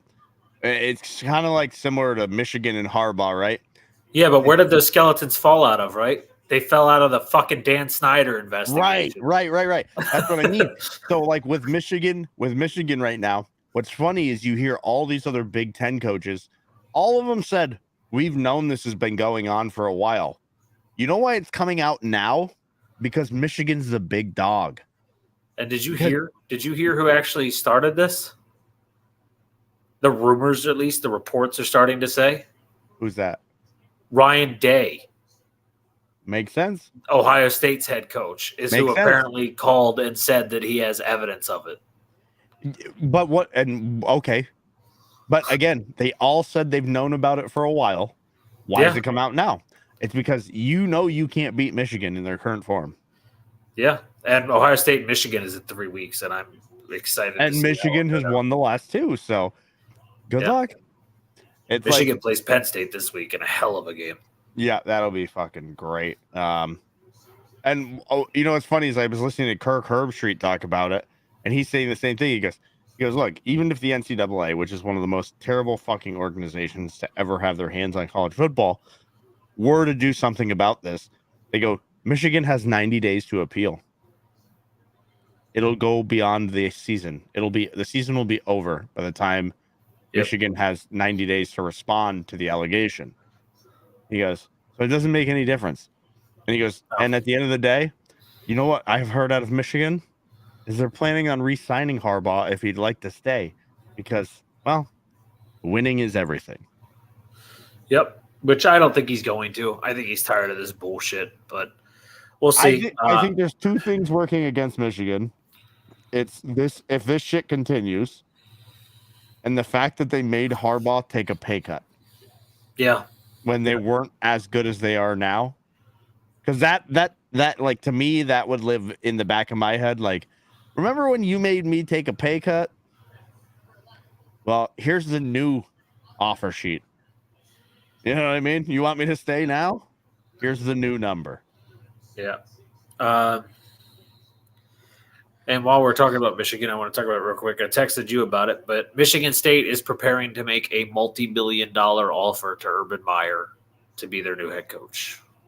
So, do they have bars with 20-year-old blonde blonde girls in them? In Lansing, Michigan, I don't know. I have no idea. I'm sure they do. If not, we'll buy one and put one in. But anyway, the Giants. Next week they get I just looked at it and I already forgot because I don't want to remember. The Cowboys in Dallas, so Tommy DeVito is going to get murdered. This is like Clayton Tune versus Cleveland. And the Raiders, again, my phone is still fucking up. I have to wait an hour and a half. But the Raiders, Jets at Vegas. Okay, the Raiders get the Jets next week. So prime time 8:20 Sunday night game. Are you fucking kidding me? It's because it was supposed to be Rodgers versus Jimmy G. Okay. Well, now we get Zach Wilson versus Aiden O'Connell. Woot woot. So we get, let's see. Who do we get? We get you get maybe Sauce covering Devontae. Not that anybody's gonna throw the ball in that direction. You get Max Crosby, and that's about it. It's like you start looking at it, you're like, okay, what's gonna happen this year? It's gonna be like a 13-10 game. Like what? Oh God, what is Monday night next week? Broncos, Bills. Come on, man. Yep. All three primetime games are terrible. All right. Anyway, at least at 4:05, you get the Lions at Chargers game. You know that'll be high scoring. Yeah, and you still get the Browns and Ravens at 1:00. There's still some really Jacksonville and San Francisco. So there's some good games to look forward to next week. But all right, to the game that made Boogie happy and nervous and anxious and paranoid and panicky all at the same time. The Eagles win 28-23. The Cowboys almost pulled something off at the end of the game through some weird happenstances that I won't discuss on what I actually thought was happening. Eagles win. Dak steps out of bounds, cost them a touchdown there. The Jake Ferguson gets tackled literally like an inch short of the goal line. Another potential touchdown. Go ahead. Oh, no, keep going. But it was a good game. 2023, the Eagles win. Jalen Hurts looked great. Dak Prescott looked really freaking good. So Prescott didn't step out of bounds on that. He stepped out of bounds on the 2-point conversion. Oh, that's what it was. Yeah. That's what I thought it was a 2-point conversion, but let me make sure before I say that. Yeah. And then Jake Ferguson tackled literally like just an inch short of the goal line. Yeah. Look, there were some plays in this game that I think were a little questionable by the Cowboys. And Dak, when they're going down the field and they need a game-winning touchdown at one point before the Eagles got the ball back and then had to punt it back and gave the Cowboys another chance. But on that drive, before the Eagles punted back and gave the Cowboys the ball, there was a 3rd and 7. And Dak stepped back and only looked at one option. He didn't look at CD, and he didn't look at Jake Ferguson, who, by the way, Jake Ferguson was wide the hell open. He didn't look. He only looked at Jalen Tolbert, who had a man on him. And I'm not saying Jalen's not a good player. I was extremely high on Jalen. I helped recruit Jalen for his people. I know Jalen a little bit. Good player, don't get me wrong. But not a guy in a game-winning situation or a game-clutching situation with a man literally in press coverage you're going to go target in a game-ending when you have CeeDee Lamb and Jake Ferguson on the field. It just didn't make any sense. It was a bad decision by Dak. Dak makes a lot of bad decisions. But I will say the Eagles, holy shit, they can't play football against the slot receiver. CeeDee Lamb ripped them apart. 11 for 191. Yeah, the Eagles can't cover a slot receiver. So if they play anyone with a good slot receiver, they're going to get absolutely demolished. And his long was 29, so it wasn't like he got a big chunk of that in one catch. Oh, yeah. So, like, imagine if Zay Flowers plays against him. Like, he comes out of the slot. Like, holy crap. Now, this was also in Philly. Yeah, dude. I don't know what's going to happen when you go play on the fast turf. Dallas is much better at home. Yeah, what's going to happen? Yeah, what's going to happen when they play on the fast turf? Because holy crap. DeAndre Swift couldn't run the football in this game. A.J. Brown was still fumbled twice as well. There's a reason the Lions let him leave for a 5th-round pick. Like, I mean, besides his health, he fumbles the ball. He has games like this where he just looks sluggish. But Jalen Hurts still looks pretty immaculate in this game. He does so well against his division rivals. I don't know what it is. Against division rivals, he's unbelievable. And then we've seen him in other games where this season where like I said, he has more turnovers this year in 9 weeks than he had all of last season. But, A.J. Brown, Devontae Smith, Dallas Goedert. I mean, the Eagles are still going to be hard to beat, but, man, they got to figure out how the hell they just let – I'm not saying CeeDee Lamb's not special. Don't get me wrong, but you can't let Goddard's out. How long? My phone won't fucking load. Oh, yeah, Goddard is on IR. Did he break his forearm? Forearm fracture. Yeah. Fuck me. I love Dallas Goedert. What a cool dude. But that sucks. The Eagles are really going to sputter. I think without him, it really changes the offense. They've been relying on him a lot lately. So this will be interesting for the Eagles going forward. They get a bye week, and then they get the fucking Chiefs. I don't know. It'll be interesting as they have a tough schedule the rest of the way, Philly. Yeah, so for me in this game, I will say I actually thought the Cowboys outplayed the Eagles, but lost. Yeah. Which is interesting because, like we said, at home, when they have to go to Dallas, it is going to be a different story. Dallas is a different team. But like you said, They get their bye, and then they get the Chiefs, then the Bills, then the Niners, then the Cowboys in Dallas, then the Seattle Seahawks in Seattle in a row. That's not like that's not separated. That is just straight up in a row. That's what you call a first place schedule. Yeah. And then I finish it with a nice cushion of Giants, Cardinals, Giants. But, well, glad you joined us for the end of it. We're almost kind of done here, but we appreciate it. But no, congrats to the Eagles for winning. They needed to win that home game. They needed to go up 2 games on the Cowboys. That was the best way they could do it. Because the Cowboys are going to pick up a win this week. They're getting the Giants without Daniel Jones in Dallas. Like, they're getting the win. So the Giants are likely to lose another quarterback in this game. Yeah, Tommy DeVito might get murdered. I don't know how else to put it. Crowd surfing Micah Parsons might murder him. And if anyone's curious what I mean by that, if anyone else got to see it, it's been all over ESPN today. But when the Eagles had the ball in their own end zone and just did the brotherly shove to get out of the end zone to give him some yards, Micah Parsons jumped onto the pile to try and grab Jalen Hurts, and the whole pile moved. So Micah Parsons just looked like he was crowd surfing. Yeah, I did actually see that. It was funny as hell. But anyway, Cowboys, like I said, they get the Giants. Eagles going to bye. It was a good game. It was a really good game. This is one of those games where I really kind of wish they found a way to get primetime. Eagles Cowboys is the one I'm okay with in primetime. I really can't stand that they put the Cowboys and Redskins in primetime ever, because I'm like, when has this been fun? When has this been fun? But it was a really good game. It was really good for the Eagles to pick up this win. But they were very. I mean, I know everybody wants the Cowboys to lose. I mean, there's no one that wants the Cowboys to lose more than me. But like Dak, I can't take away. Dak had, besides like a couple mistakes and then the end of the game not getting that touchdown. But I mean, that's just kind of a Hail Mary. Like, whatever. I don't really. Yeah, I mean, your best, if you throw it in the end zone, it gets knocked down. So you try and throw it short and do like some little turn play.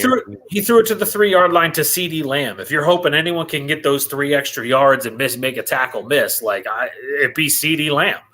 So I'll give it to Dak. That was a hell of a game by him in a very big moment. Like, the spotlight was on. All the pressure was on.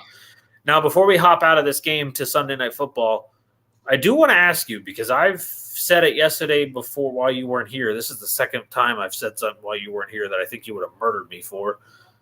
But I'm going to stick to it, and I think I saw it again in this game. Tony Pollard is not an RB1 without somebody behind him. This season he has been. I don't think you're wrong there. I think average-ish. Like I kept saying, like, them doing nothing really at the deadline didn't make sense, because they could have called up the Pats and maybe got Zeke back. They could have gotten maybe. Who was it that they just steamrolled? They just steamrolled somebody. They probably gave them that false confidence you mentioned with the Titans.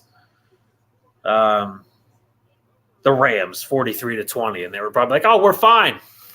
Yeah, it's kind of like that. We won one right before the deadline, and it's like, yeah, but is that the game you want to base it on, or do you want to base it on this game, which is a possibility? Like, you guys could meet in the playoffs. Yeah, so it's. Now, we talked about how easy. We talked about how the Eagles go into a buzzsaw. For those who are curious, the Cowboys get the Giants this week without Daniel Jones. Then they get the Panthers, the Commanders, the Seahawks in Dallas, which is huge, and then the Eagles, then the Bills, and then actually it gets hard. That Eagles game would be at home. It's Eagles in Dallas, but this is actually pretty rough, because after that it's December 17th in Buffalo. Ooh. And then Christmas Eve in Miami, and then the Lions to finish the season. So they do get a rough end.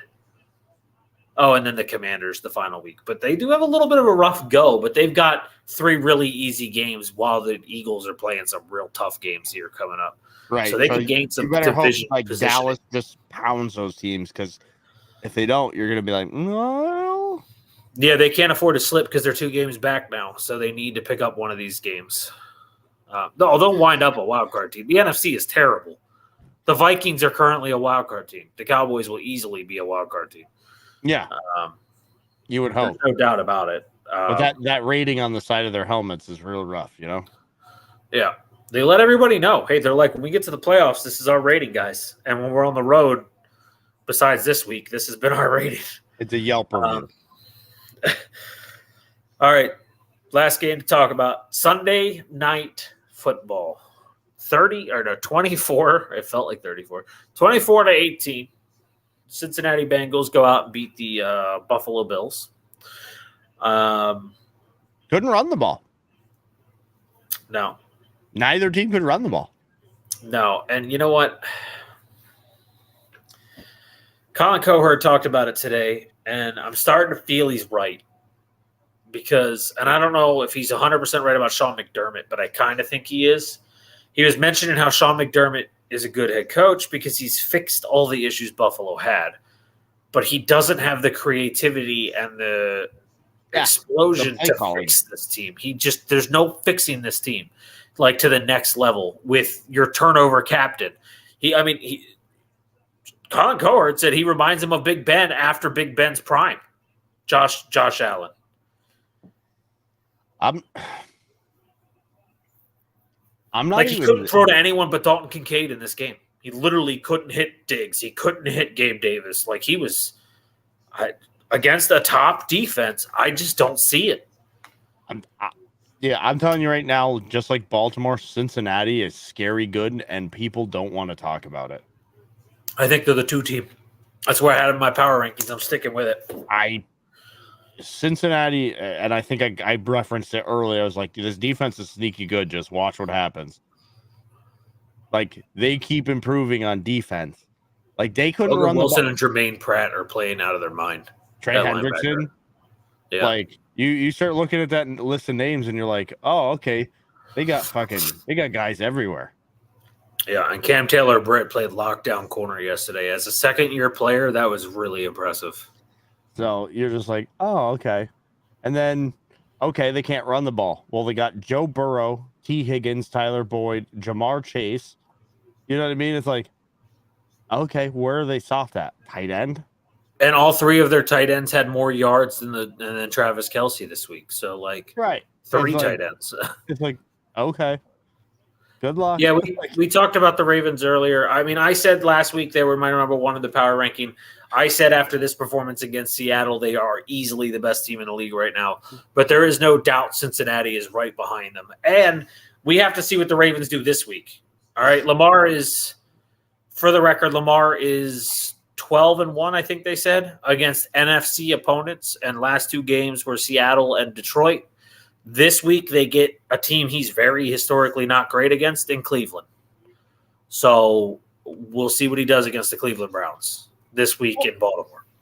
You'll see 18-1. Thank you. You'll see more so that they'll have to rely on his arm, right? Like if you just can stop the run game, I think you want to make Lamar pass. You don't want to let the Ravens run game take you, Yeah, sorry. They just brought up Josh Allen, Patrick Mahomes, and Jalen Hurts for some reason, and then I realized it was all teams that played on primetime against the Jets, and they all threw 3 interceptions. Herbert's probably not going to do that. So. He might. I mean, I don't think he will, but he'd probably throw 1. I did say the reason I picked the Jets as my upset of the week is because Kellen Moore might struggle here against the Jets defense because he hasn't been phenomenal this season. Herbert is 8 of 19. He's under 50%, but I mean, this defense is no joke. So, well, and okay, and the Chargers, I want to believe in them, but their line play is awful. So, like, their offensive line is terrible. So, like, I think Justin Herbert masks a lot of their issues because he's a good quarterback. And he can make plays that you really shouldn't be able to make. Yeah, it was kind of like the Levis throw where he was, like, on his back foot backpedaling and just throws a dart to the fucking back corner of the end zone. Like, yeah. They showed it before the game. The guy said it was ripping Brandon Staley apart. You want to talk about how bad their offensive line is? You just brought it up. There was a game earlier this season where against the Vikings, they had 8. They had the 5 linemen a tight end on each side, and the running back. All stay in to protect. The Vikings only brought 5, and Justin Herbert still had to break out of a sack in less than 3 seconds. 8 men protecting, 5 blitzing, and only freaking way he still had to break a sack in 3 seconds. That is just pathetic. I want to trade for A-Chain, but I don't know what I should offer. If I give you my roster, could you help out? Yeah, just shoot us just type in what you have. I'm assuming they're going to want a running back in return. A-Chain should be coming off the IR here after their bye week here. He's been out for 4 or 5 weeks now. I don't remember. He's been on my IR the whole time. So whatever. I thought they were going to bring him back after 4, but I'm not so sure about that yet. Well, I believe that was 5. I think this week was the 5th game. I think they were just waiting for the bye because they get a bye. So I think they were just waiting. Let me pull them up. 4 hours ago. They need receivers. Okay, that's huge. So who are your receivers? Raiders game November 19th is where they think he'll come back. So, yeah, after the bye. Oh, the Patriots game was fun. I actually was drinking 2 of the high noons that was the nice thing about where we were sitting was they just had fridge full of alcohol and they would pack them to go for us so we could drink them in the parking lot. So he's missed already 4. It sounds like November 19th Raiders game. So the game after the bye, he would be activated for. Yeah. The game was great. Obviously, the Patriots lost. I hope they continue losing. We're 2-7 now. We go to Frankfurt, Germany next week. I did get to pick up some nice merch. Oh, Matt, I don't know if I sent you a picture of it, but have you seen? They have these like giant gaudy chains.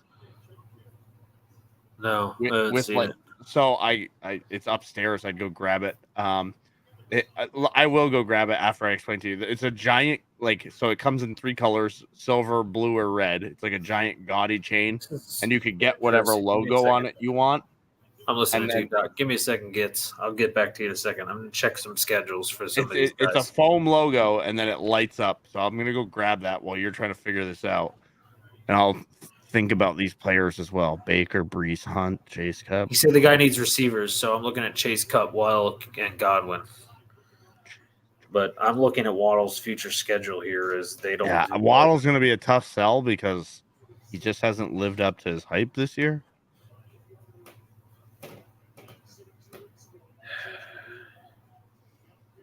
I mean, A-Chain's even coming off the injury is going to be high value, right? Like, he's going to be RB1 again.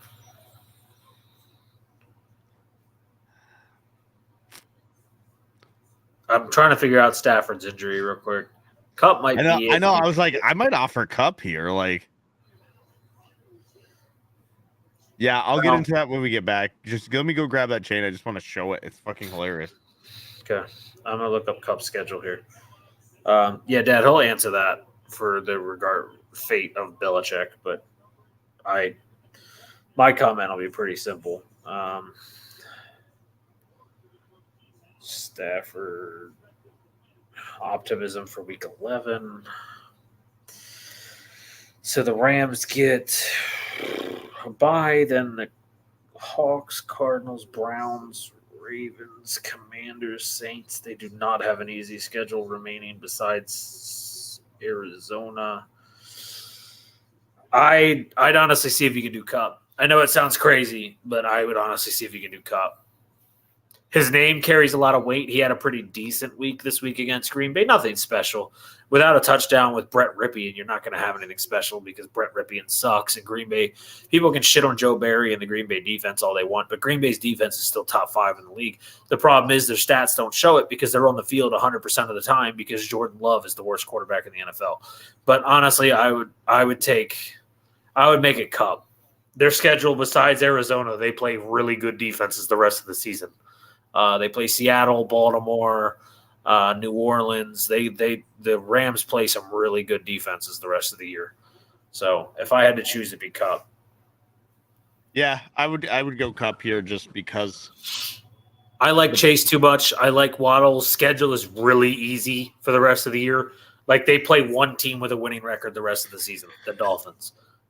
Two, sorry, the Ravens and the Cowboys. The Ravens, though, is your championship week. That might be the one bad week for Waddle. It'd be your championship week. But otherwise, they play all bad teams. The Dolphins destroy bad teams. So I think you'll be all right the rest of the year with Waddle.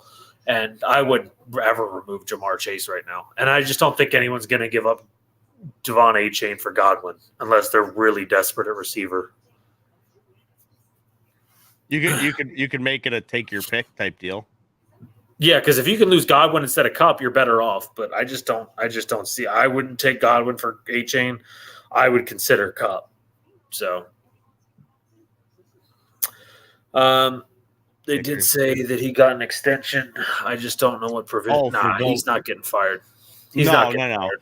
So the thought was that he got an extension, like hush hush. But while I was there talking to some people, there's still talk that he could. That people may offer trades for him. Yeah, I actually feel like he's. I don't know anything about that. I have no idea. I don't know anything about it. I mean, it's more of a running joke, right? Like the NFL scriptwriters thing. First off, yeah, I doubt he would take Godwin too. So unless you have someone to pair with Godwin on your bench, I would honestly just try and do it. Kupp's name is big and flashy. His numbers aren't going to be as high as A-Chain's the rest of the season. I would make it Kupp. All right. So here's my new chain. Oh, Jesus Christ. Hold on. Dude, you could murder someone with that chain. It's just probably not real metal. That would be too much. Nah, it's heavy duty plastic. Yeah. And it flashes, and then it slows down. But you know what? While we talk about the Chiefs, I'm gonna bring up a story and this isn't a story I believe in. I just want people to know that this is going on because this is actually going to become more news as time goes on. This is going to break. It's all over social media right now. It's starting to be talked about a little bit on. I saw it on Bleacher Report in a news article, so I want to bring it up. But the NFL is now being accused of being racist, and I hate bringing up racist crap. But it's because of the Travis Kelce, Taylor Swift coverage, because fans are now saying they're ignoring while they're doing this. They've been ignoring the fact that Simone Biles goes to Packers games because her husband is a Green Bay Packer. I didn't know that. I had no fucking clue, which doesn't help the situation. Okay. I'm not talking about it. But they're like, oh, it's racist. They're covering up Simone Biles being at games, but they'll make sure Taylor Swift gets all the TV time. Again, I don't agree with this. I'm very, very, very flagrantly honest. I don't think that's it. I think it's the fact that Taylor Swift's the biggest name in the entire world right now. That everyone knows who she is. I was talking to Kiwi earlier, and I said this. I was telling her this story, and she said, who's Simone Biles? Because unless you're an American Olympian fan, you probably don't know who Simone Biles is. Taylor Swift is known around the world. She's selling out Wembley 5 times a season, or 5 times in one summer next year. But people love to talk about it, and it's going to get talked about more and more because Simone Biles now tweeted about it and said that they'll make sure, she said, NFL, if you want to talk about it, I'll be at the Packers-Chiefs game. So, it's now going to be talked about more. Okay. But I'm going to put some facts out there. Okay. The NFL is 70% black. Okay. And has created more black millionaires than any other business in the history of the country. Yep. But yeah, they're totally racist. They're actually, running programs that, compensate teams for losing black coaches. LeBron said the owners are slave owners. Yeah. Okay. They're slave owners. Yeah. LeBron's an idiot, but still, that's why we call NBA owners now governors.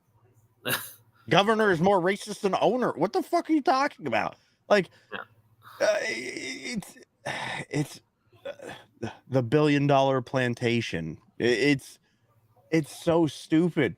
Okay, if you don't like it, don't play. Yeah, it's not even like players saying it. You sign the contract. You have to fucking physically sign the contract. don't play then. Yeah. Like, don't play. Like, it's so fucking stupid that we have to still. I get it. I get racism still there. There are certainly racist things that happen. Don't get me wrong. I'm not that fucking naive. But the fact that you can literally use the platform where they're paying you to say whatever you want when you get to that level kind of tells you, like, maybe you're wrong. Yeah. You know? No, I just think it's crazy, but I just wanted to at least, like, I don't know, when people see it, not be so shocked by it, because it's just, I don't know. It's Jared dumb Goff's to one of me. the biggest fucking names in the world. Simone And Biles. she's dating one of the best football players in the world. Simone Biles is dating Jonathan Owens. I guarantee no one in this fucking chat knows who Jonathan Owens is. Fuck, I don't know who Jonathan Owens is. He's our number 2 safety. He's our backup free safety. Again, like, that's I don't know that. Exactly. Like, that's my point. Like, I don't know. It drove me crazy. A video of Simone Biles at a game. I'm like, is she from that town? Like, I don't fucking know. Yeah, no. I didn't know she was a Packers fan. I didn't know she was anything. I didn't know Jonathan Owens was her husband. I follow her on Instagram, wouldn't be a and she Packers tagged fan him. if he wasn't her husband. Like, right? Like, she tagged him in an Instagram post. That's the only reason I even knew. I was like, oh, okay. I don't know. I just think it's fucking nuts. But I do think it's interesting, since we're done. We talked about all the games. I do think it's interesting that Travis Kelce's numbers without Taylor Swift have gotten so bad. Oh, that's a real thing too. Like they're getting so bad. Peak and Valley. Oh yeah, that's a real thing. Like, you can't fix that. I'm like, I don't know if she's going to the Philly game. I assume she is, because Donna will be there. He's like, I don't give a shit what you have planned. You show up to that game. Well, she'll go hang out with Donna. Yeah. And Donna needs to make sure she goes to every Kelce game except for the ones where Zach Wilson's there, because apparently that dude is a beast when he plays. Apparently he's looking for, he's looking to take Mama Kelce to dinner. His numbers against the Chiefs and Eagles, I was like, oh, okay. That's so good. So good. But no, Bengals, I really think they legit might be the second best team. I mean, I think the Eagles are right there with them, but what I saw out of the Eagles this week was they didn't look like they were better than Dallas. They just beat Dallas. So I'm a little concerned by the Eagles right now, especially with the loss of Goddard. I didn't even know about that. There's some kind of raffle to go to that game with Mama Kelce. You best bet Zach Wilson has 100 million tickets already. Let's see what they're doing that week. all of a sudden, Zach Wilson's going on IR. No, the Jets play the Bills on Sunday. The Chiefs-Eagles game is Monday night. He's got plenty of time. He's good. He's golden. He's got plenty of time. What was that? Did you see that one? What was it? The injury report that was like IR'd, or not IR'd, but he had a designation, just got here. For the record, that week 11 in 2 weeks, when they play Eagles Chiefs on Monday Night Football, Thursday Night Football that week is Bengals Ravens. Ooh. You talk about some good games. I mean, granted, Sunday Night Football is Vikings Broncos, but let's pretend that doesn't exist and just enjoy the other two. Yeah. 5 days ago, Bills give Rasul Douglas unusual injury designation, in quotations, just got here. He played yesterday. I was shocked, to be honest. He was like, look, you just line up on this dude and cover him. We're good. Yeah, there was people talking about how, Montez Sweat made plays for the Bears on defense. He's a pass rusher. His job is still the same no matter what. Rush the passer. I don't feel like he needs to learn the entire playbook to do his job. It's kind of like the guys who do it well, right? The guys who are the best pass rushers in the league. They're like, you line up wherever the hell you want. You just fucking get to the quarterback. It's a National League broadcast game for the Ravens. I take the Bengals. What? I don't know what that means. This week. So it's a nationally broadcast game. Well, it's Ravens in Baltimore. I take the Ravens automatically. But anyway, unfortunately, before we leave tonight, we have to pick Thursday Night Football. Bears, Panthers. And we got to pick Sunday morning football because we won't be live before that game happens. Yeah, the Bengals historically joke on prime time. I mean, not under Joe Burrow, but they'll be fine. Oh, all right. Everyone in chat, if you guys want to have – I do have an announcement. Yes, thank you. I didn't even tell Dot about it yet. It doesn't affect our podcast any, but it affects if anyone wants to follow my life a little bit. I'll say the announcement now before I even bring up the other thing. I was invited to, and I have accepted – starting on the 21st of November, every Tuesday for a half hour at 8 p.m. to 8:30, I'm joining a racing podcast. It's just straight racing. Oh, awesome. Called Restart Zone. It's just going to be all racing motorsports. It's only a half hour long to keep it short, but get everything in and give a little bit of insight to racing and our opinions of things because the guy that's doing it, I met him at a race years ago. I met him at a Dover race. We were standing there waiting. Me and my dad were at the race, and it was a rain delay, and we were standing there going, "It's not raining anymore. How long until this race?" And then this guy walked up in a Kevin Harvick shirt and just started talking. And we met then, and he asked me 2 days ago if I was willing to do it.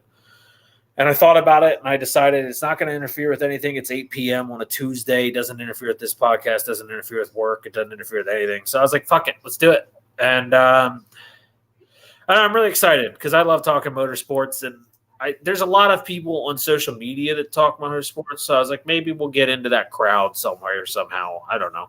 We might even do it at the same location, so it might look a little different. He only lives 20 minutes away from me, so we might do a same location type thing to make it easier, but we'll figure that out. But anyway, it's going to call Restart Zone. But that was the announcement I was talking about yesterday.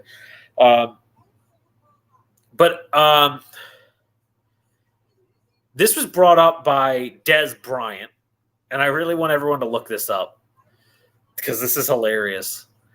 Look up John Harbaugh and what the fuck's his name? The quarterback for the 49ers, Brock Purdy. And Des Bryant goes, someone tell me that is not truly John Harbaugh's son. That's pretty damn good. I'm not going to lie. Des Bryant posted them side by side, and I was like, oh, okay. Like, legit, they look like father and son. And it's hilarious. I was like, why is Des Bryant the one bringing this to my attention? Mew, stop it. But, all right, so we got 2 games left to pick. We got Sunday and then Sunday morning and Thursday night football. I think Tyson Bagnet's playing again.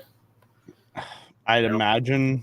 I don't think Fields is healthy enough yet. I really don't even know what's wrong with him at this point.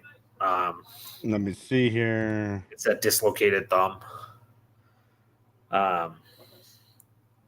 He's a limited practice participant. I don't. Let's see. Currently, the Bears are 3.5-point favorites. According to the Chicago Tribune, Matt Eberflus has said today after practice that he is not in a position yet to announce whether Justin Fields will play Thursday night football or not. I know, and I appreciate it. I know you'll be there and hang out and talk racing as you can. It's going to be, since the season just ended and we have a little while, February 12th, the week after the Super Bowl is when racing returns. So they only get 2 months off. We'll be talking what NASCAR, how we got into NASCAR and opinions of certain drivers from the past and great rivalries and stuff like that. So who's the favorite in the Browns-Ravens game? I suspect the Ravens. I can look it up real quick. It is a 6-point line in favor of Baltimore at home, yes. I think that's generous, to be honest, with how good the Browns defense is. I think it'll be a really close game. I think it could be a game where Baltimore almost underperforms on offense. Kind of lets Cleveland stay in the game versus Cleveland actually having any business being there. Oh, thanks, Boogie, for the congrats, by the way. I didn't see that. Sorry. Yeah, I agree with you, Doc. And I also think that just remember, Dad, all the Ravens have already played all their division rivals on the road. So the rest of the season, when they play any division AFC North opponent, it will be at home. But they really. I just think the Browns defense right now, it's probably the second or third best defense in the NFL right now, behind Baltimore and maybe Cincinnati or maybe Kansas City. I mean, those two defenses are also way up there. I mean, But, even then, like Dallas is still making a name on defense. yeah, I like their defense. I really do. I just think that how different they can be on the road concerns me. Granted, their defense hasn't been bad. I mean, even against the Chargers, when they barely won on the road against the Chargers, 20-17 was the final score. So, yeah. Dallas' defense even without Trayvon Diggs is okay. That difference between being home and away is really the big key there. Yeah. But back to this game, Chicago, 3.5-point favorite at home. I don't know how. I'm not saying they should win this game, but I don't know how. I don't.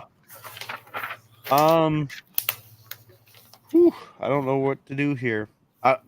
My heart tells me that I need Carolina to win, so my 2-7 Patriots can slide down the board. And by down, I mean towards the rock bottom position, because that's why you want the Bears to win, though, right? They already have 2 wins, so they'll jump to 3. Carolina would only move to 2 wins. Right. But if okay, gotcha. Who y'all got with Lions Chargers? Is that this coming week? Do you know? What is? I think so, right? Lions Chargers. You talked about it earlier. It is indeed at 4:00 on Sunday. We haven't officially picked that game, but I'm leaning Lions pretty hard right now, especially if David Montgomery's healthy. Yeah, if David Montgomery's healthy, I mean, I'd probably lean Lions as well, even though the Lions aren't as good on the road right now. They just saw what they did. I absolutely am biased for the Chargers, right? I just love the Chargers. I love Justin Herbert, but I don't know. That's a tough pick. Right now, I'd probably say Lions, but as we get closer, we'll see if my bias kicks in. Yeah, if we know you're new here, if you ever want to hear our official picks, we pick Mondays, we talk football, and then Sunday morning at 11:30, 11:45-ish in the morning Eastern time, we get on here, we answer fantasy questions, we update injuries, and we make our picks for the Sunday and Monday games. We just picked tonight. We normally pick Thursday night games, but we have to pick Sunday morning because of the night. We pick every game before the season as well, so like we compare our changes and what happened during. Yeah, I keep them all in a notebook. We've got columns for preseason and picks, and then the regular season as the season goes on picks. And we keep track of records and everything. Like I've got our records and everything written down. We just love football. We love all sports, but football is so easy for us to talk about. Dot's a numbers guy, and I digest everything. I don't know. Appreciate the sub and the like as well. Yeah, we really appreciate you greatly. I agree with you, actually. I think the better defense, which the Lions – I think that it's so hard because the Chargers have the better names on defense, but they don't play the better defense.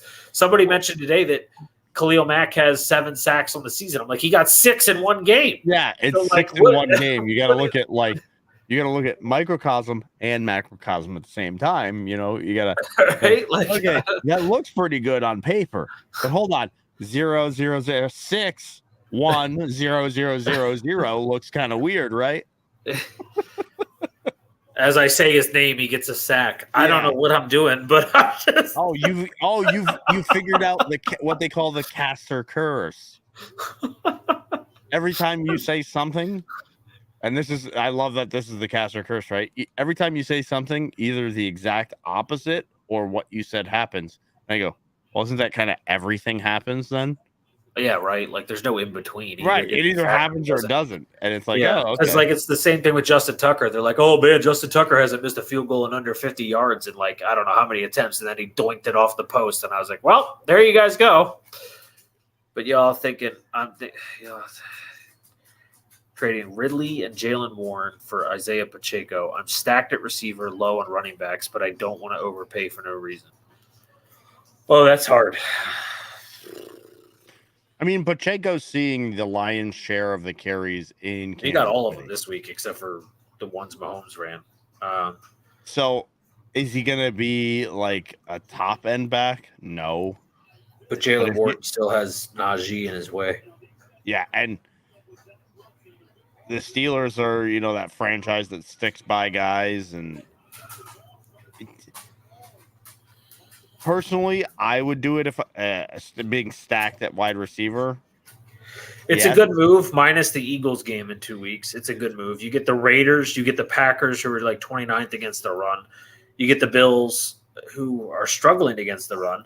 And then you get the Patriots and the Raiders again. So, yeah, going down to the playoffs, you actually have a favorable Isaiah Pacheco matchups. So, I actually don't mind that move, to be 100% honest with you. I've been trying to move Ridley in my league, in every league I own him in, for like months now. I can't get He's him been off a my team. terrible pick. I picked him up in the league too. Nobody wants him. I can't get him off my team. I've been trying. I'm just stuck. So if you can get Ridley, go ahead. Get him off that team. Go for it. But I mean, that's not a bad deal because I think Pacheco has really started to show that he is a valuable asset to the Kansas City Chiefs. And as they continue to struggle to throw to receivers, they're going to continue to run the football. Jalen Warren still has to deal with Najee Harris. So, yeah, I would make that trade. And I don't think it's going to make an impact, but Anthony McFarland's due to come off the IR soon for the Steelers. So they're about to get another running back in the mix. So I don't know. I got to start planning for playoff schedule. Yeah. And like I said, Pacheco's playoff schedule is pretty good.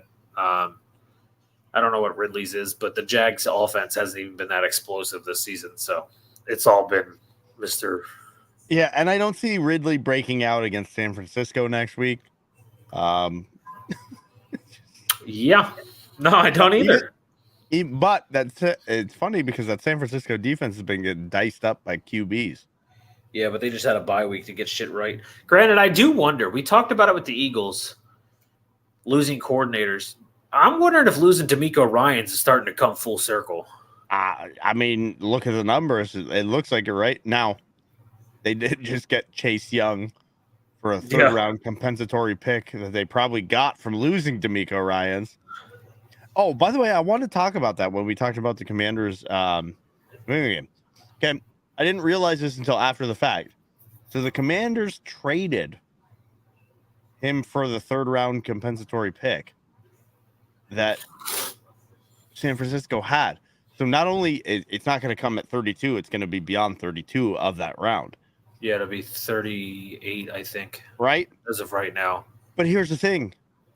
If they just kept him for the rest of the season and he walked away and signed with another team, they were getting a compensatory pick anyways. Yeah. I don't know. So that just screams to me they didn't even want him anymore. I think the owners are just trying to set the path of what they want right now. The new owner. Well, I think having the new owner is great. Like you upgraded with Montez Sweat because, again, like we talked about, this is the most sacks he's ever had. So Jesus Christ. Sorry, real quick. Calvin Ridley, not only does he have the Niners this week, he gets the Titans, which might be beatable, but then it's the Bengals, Browns, Ravens in a row. Yeah, he's not seeing the ball. He hasn't been seeing the ball anyways. Yeah. Anyway, go ahead. Sorry. I just had to look at his playoff schedule. Yeah. So, to me, like, for the Commanders, it just screams we didn't want him anymore. And somehow, San Francisco gets what could be a great addition. I think they move him inside. I think they move him to a D tackle. But now, because Bosa's not Bosa of older years, like whatever's going on there, right? I think it's just missing the preseason. I think he's just slow right now. So you get him some help, and now you're dealing with those two guys. Good luck. And Eric Armstead. Yeah, no thanks. Yeah, it's like, thanks. Oh, the rich just keep getting richer. Great. Like, yeah. I'm sure. And Chase Young got a bye week to actually figure things out too, so that'll be. I'm sure everybody in the league loved that the Commanders made that trade.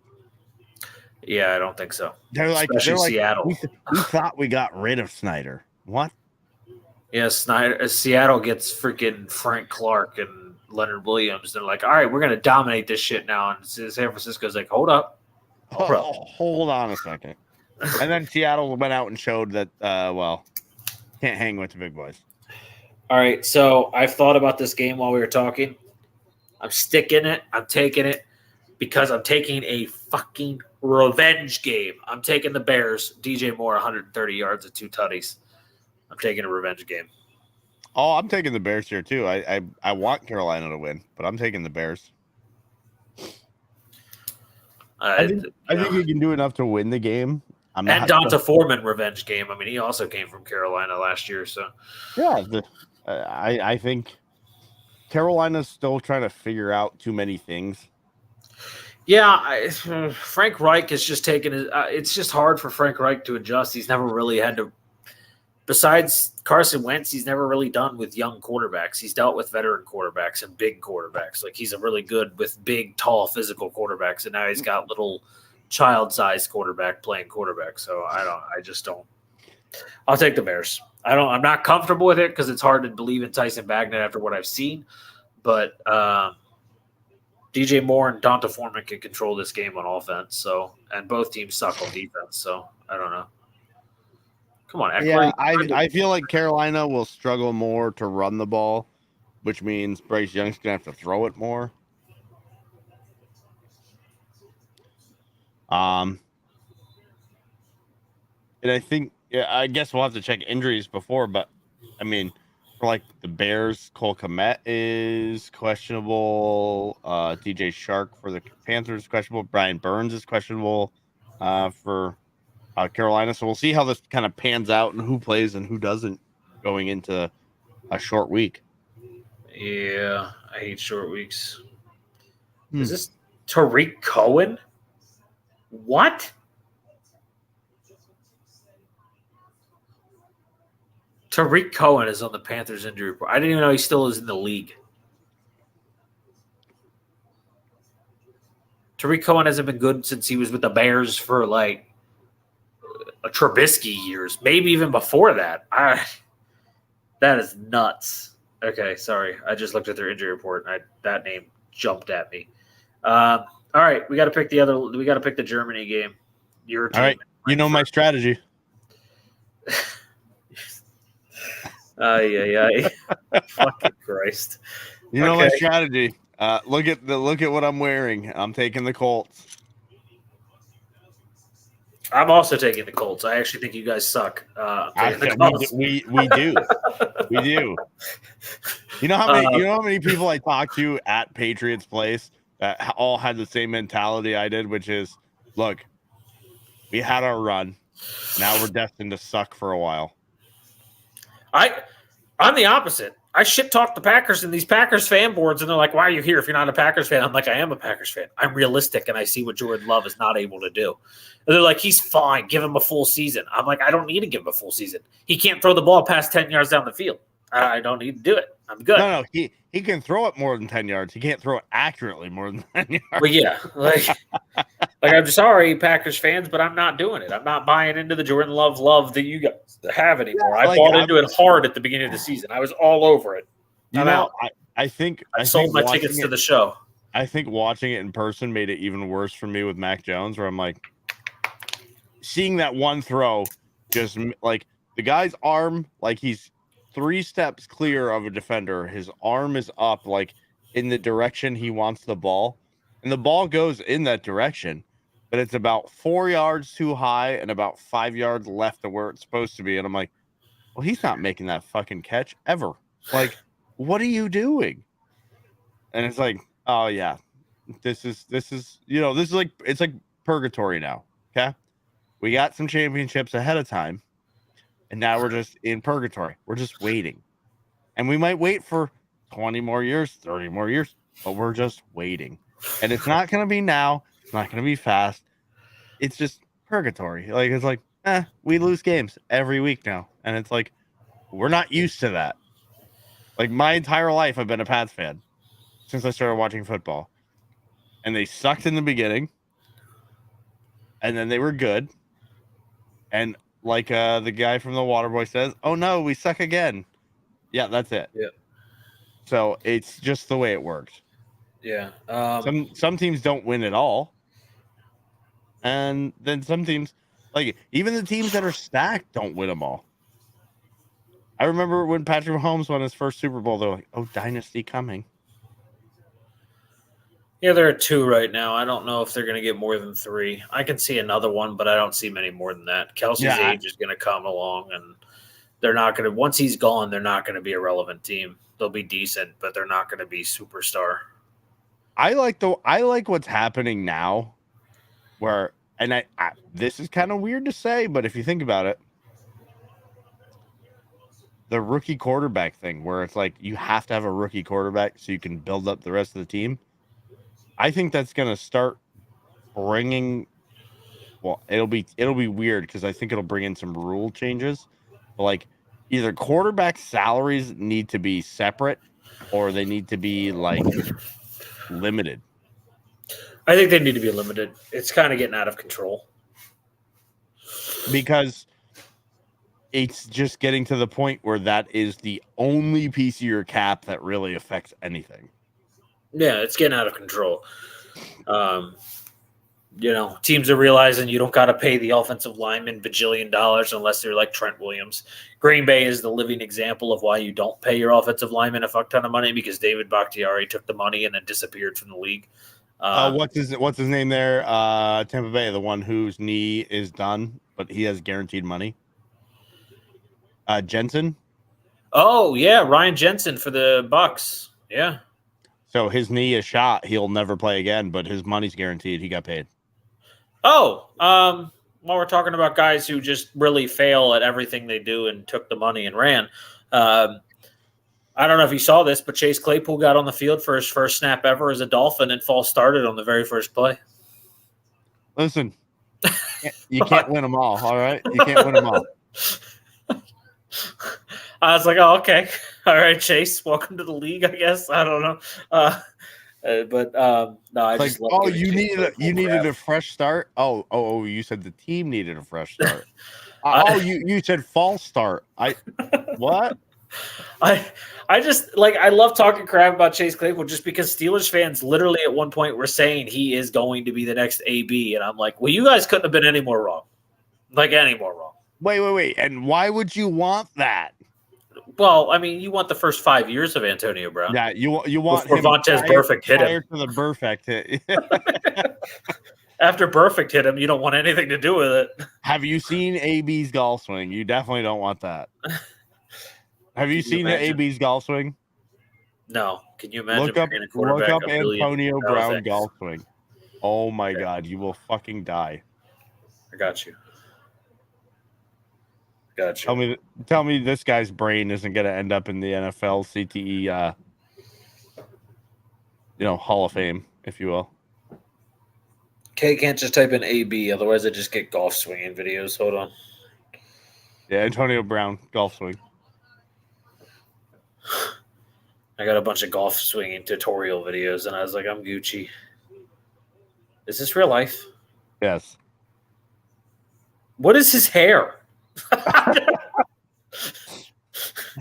And he posted this on Twitter, by the way. So it's on his dumb TikTok. That's what popped up. Bro. Like his outfit, the swing. I mean, it's all just perfect. It's all just perfect. Sorry. I don't know how Mike Tomlin dealt with him, Le'Veon Bell at the same time, and now he's got Pickens. And who's next is my curious question. Listen, more power to Tomlin, right? He's looking more and more like a saint every day.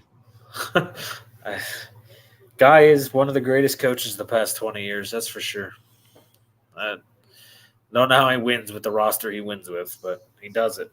But all right, I don't got anyone to raid for Twitch side. Do you got anybody before we hop out of here? We'll be back about Sunday morning, 11:30-ish, guys. It always normally 11:30, but sometimes one of us, either me or Dot, depending on how our morning goes, sometimes like 10 minutes late. So say 11:30-ish to be safe. But yeah, I don't have anybody to raid. Only 4 bye weeks this week. Plenty of injuries. So if you guys have fantasy questions, make sure you're here 11:30 in the morning, 11:45 in the morning, Sunday morning. Get them in. Oh, by the way, just so you're aware, Cincinnati versus Baltimore, the last 3 or the last 6, 3-3. Yeah, they're incredibly even. Doesn't matter if you're home, away, they've lost them, won them.